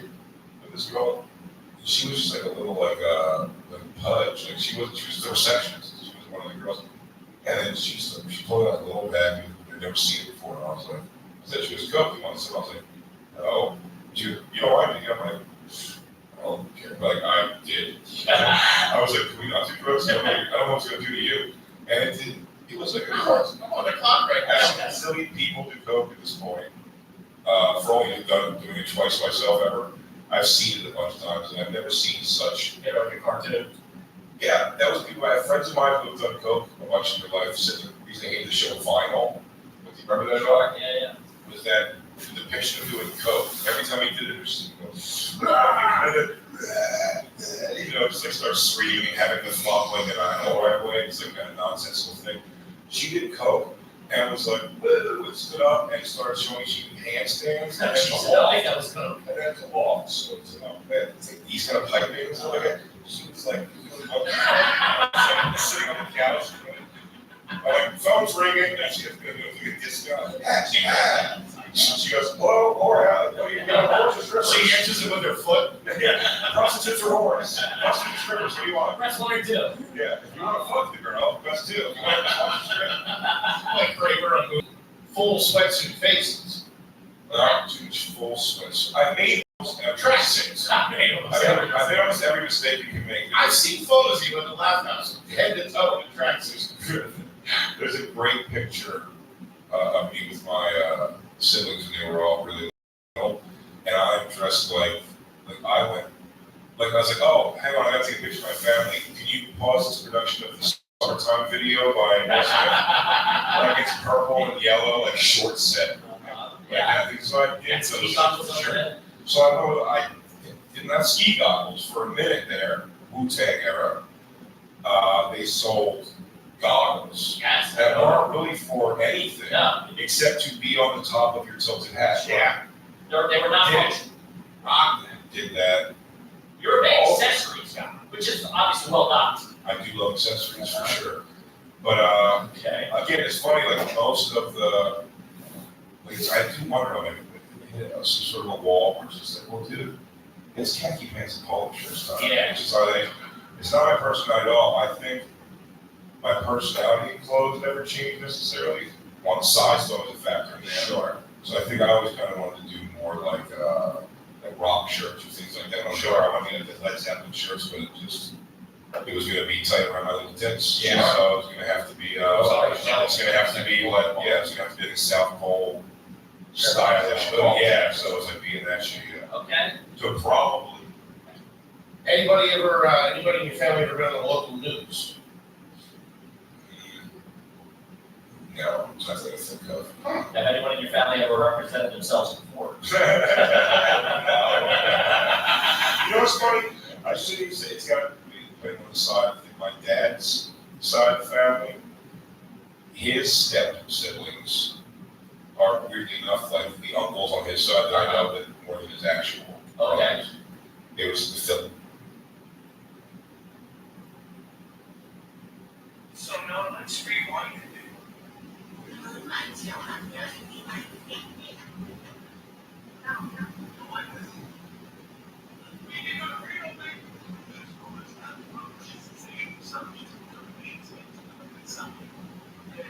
This one, I haven't chosen any people, but if I have more faith,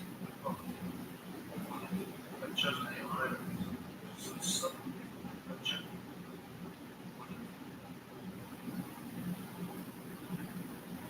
I've chosen a higher. So some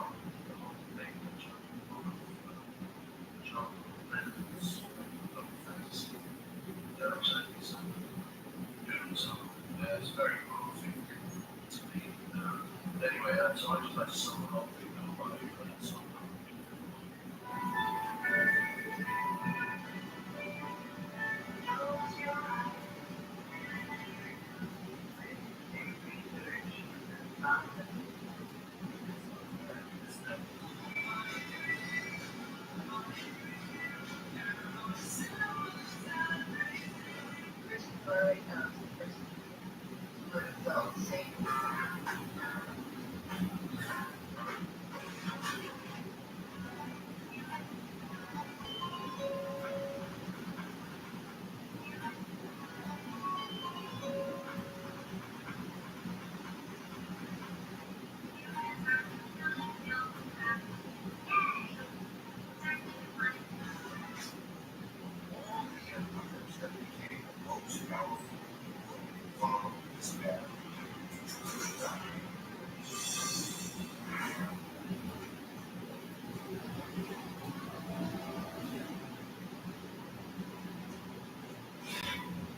in the top phase, most of these strains sustain embedded within fruits and persons as one of the seeds of their decline.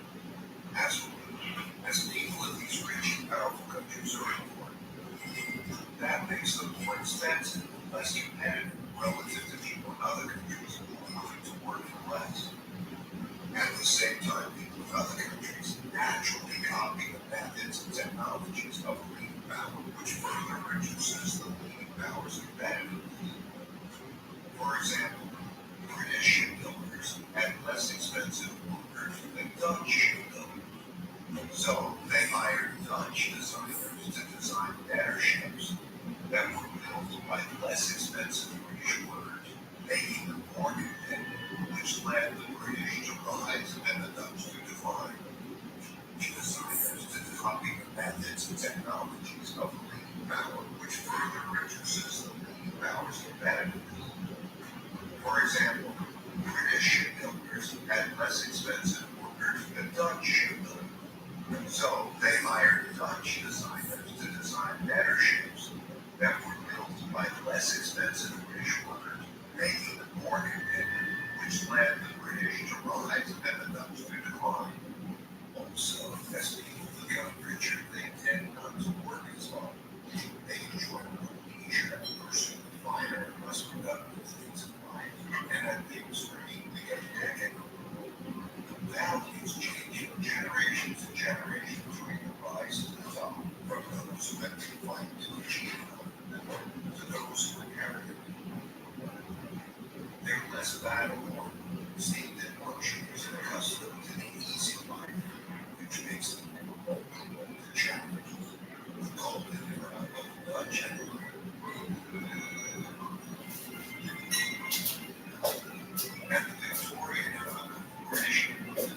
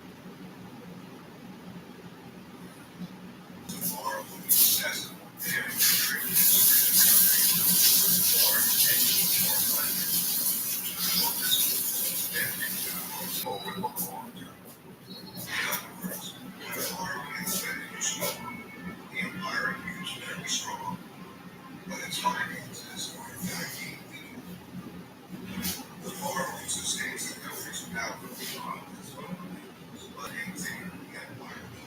Inevitably, the cost of maintaining and defending the environment becomes greater than the revenue brings in. So having a form for and increasing the expense of the farm, repeating other European powers to protect its territory and trade.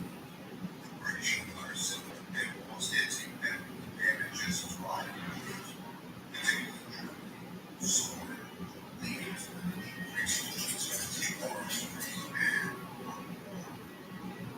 the U.S. has spent about $8 trillion on foreign wars and their military bases in 70 countries, and it still isn't spending enough to support its military competition with China in the area around China.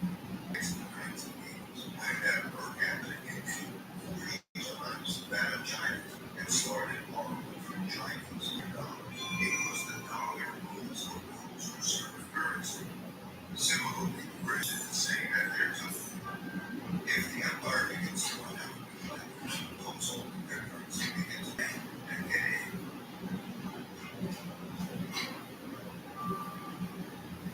And the strength of the empire begins to decline. All the empires that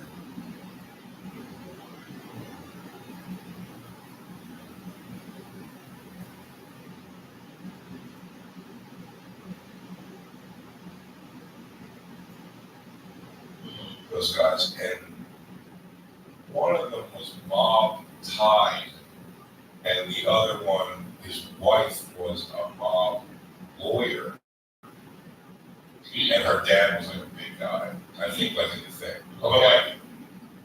It's Uncle Rich, you guys saw him 5 times now. You know what I mean? I know he looks like you, but I'm just like, it was never.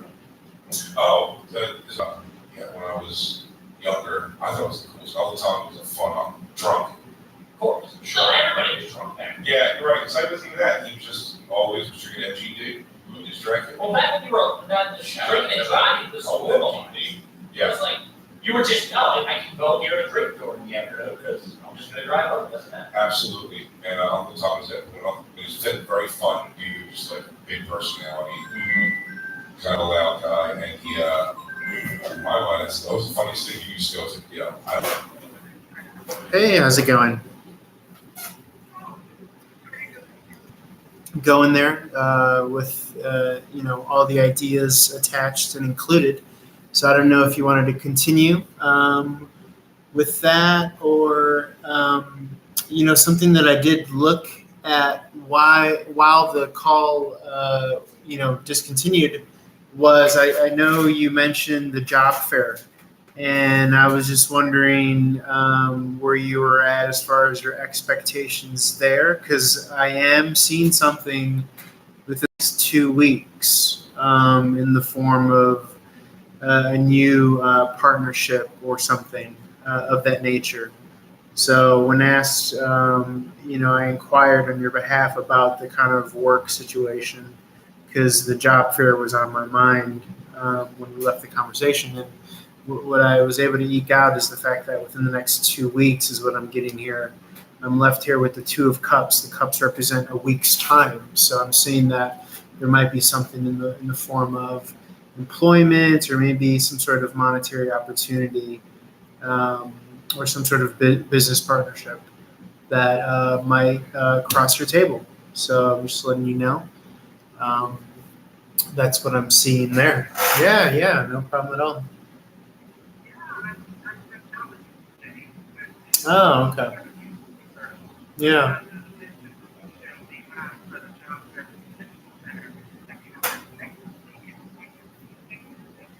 Mm-hmm.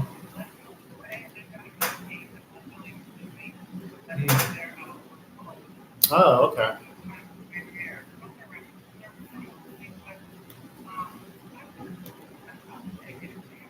Yeah.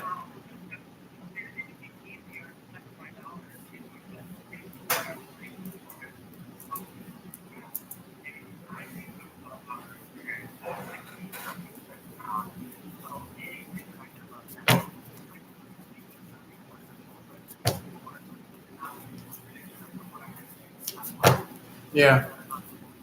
Okay.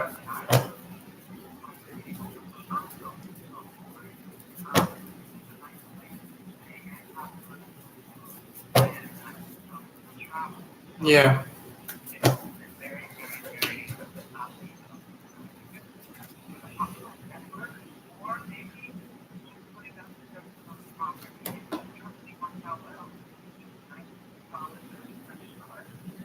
Mhm.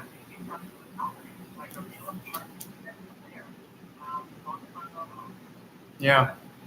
Yeah, I do definitely see, as far as the uptick in pay or salary, I do feel as though it will definitely get your attention. And yes, I wouldn't be surprised if you were offered something above that amount, that $12.50 amount that you mentioned. Make it a point to make that job fair. I think you'll be surprised at the opportunities that you come across there. Um,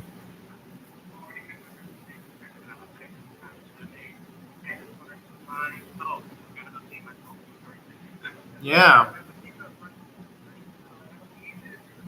yeah.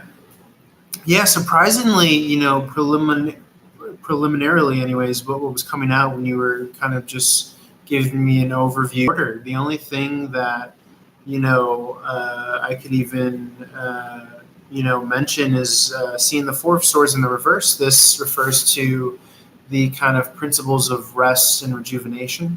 And so, in that regard, I don't see that you could necessarily go wrong with anything you do send anything that you do choose to send to them. So for me, all is well in that department. I really don't see that regard. As far as with Chris, um, we did leave off with the kind of some sort of coming back around energy is what I see. For me, the Judgment card holds that energy of some form of a resurrection or completing a cycle or a cycle coming back around with this person. I'm going to draw some more cards just to see if anything comes to mind here.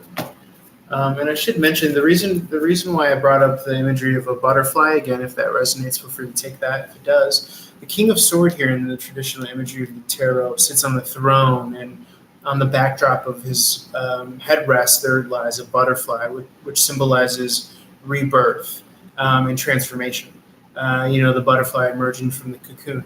I thought it held some sort of energetic weight to share that with you. But again, it doesn't have to be that specific imagery as far as something that you would want to send to them. But it is very apropos because you have been referencing this being a very kind of energetic period of transformation in your life. So I think that's kind of fun, actually. Let's see here with Chris. It's interesting here because on the one hand, the Eight of Cups is now coming out here. This references walking away emotionally. I think that's a reflection of the healthy mindset and the standard that you have set for yourself in regards to this connection. But in doing so, I do feel as though that you will run into, if not him, somebody. I think somebody is coming here.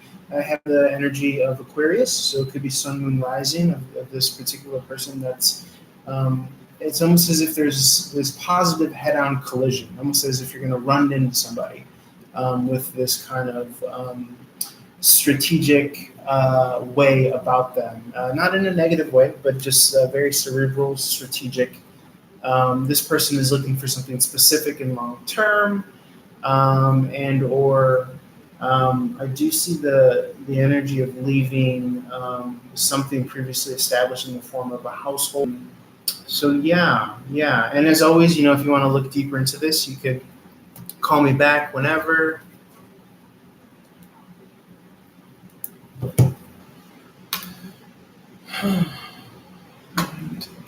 Thursday.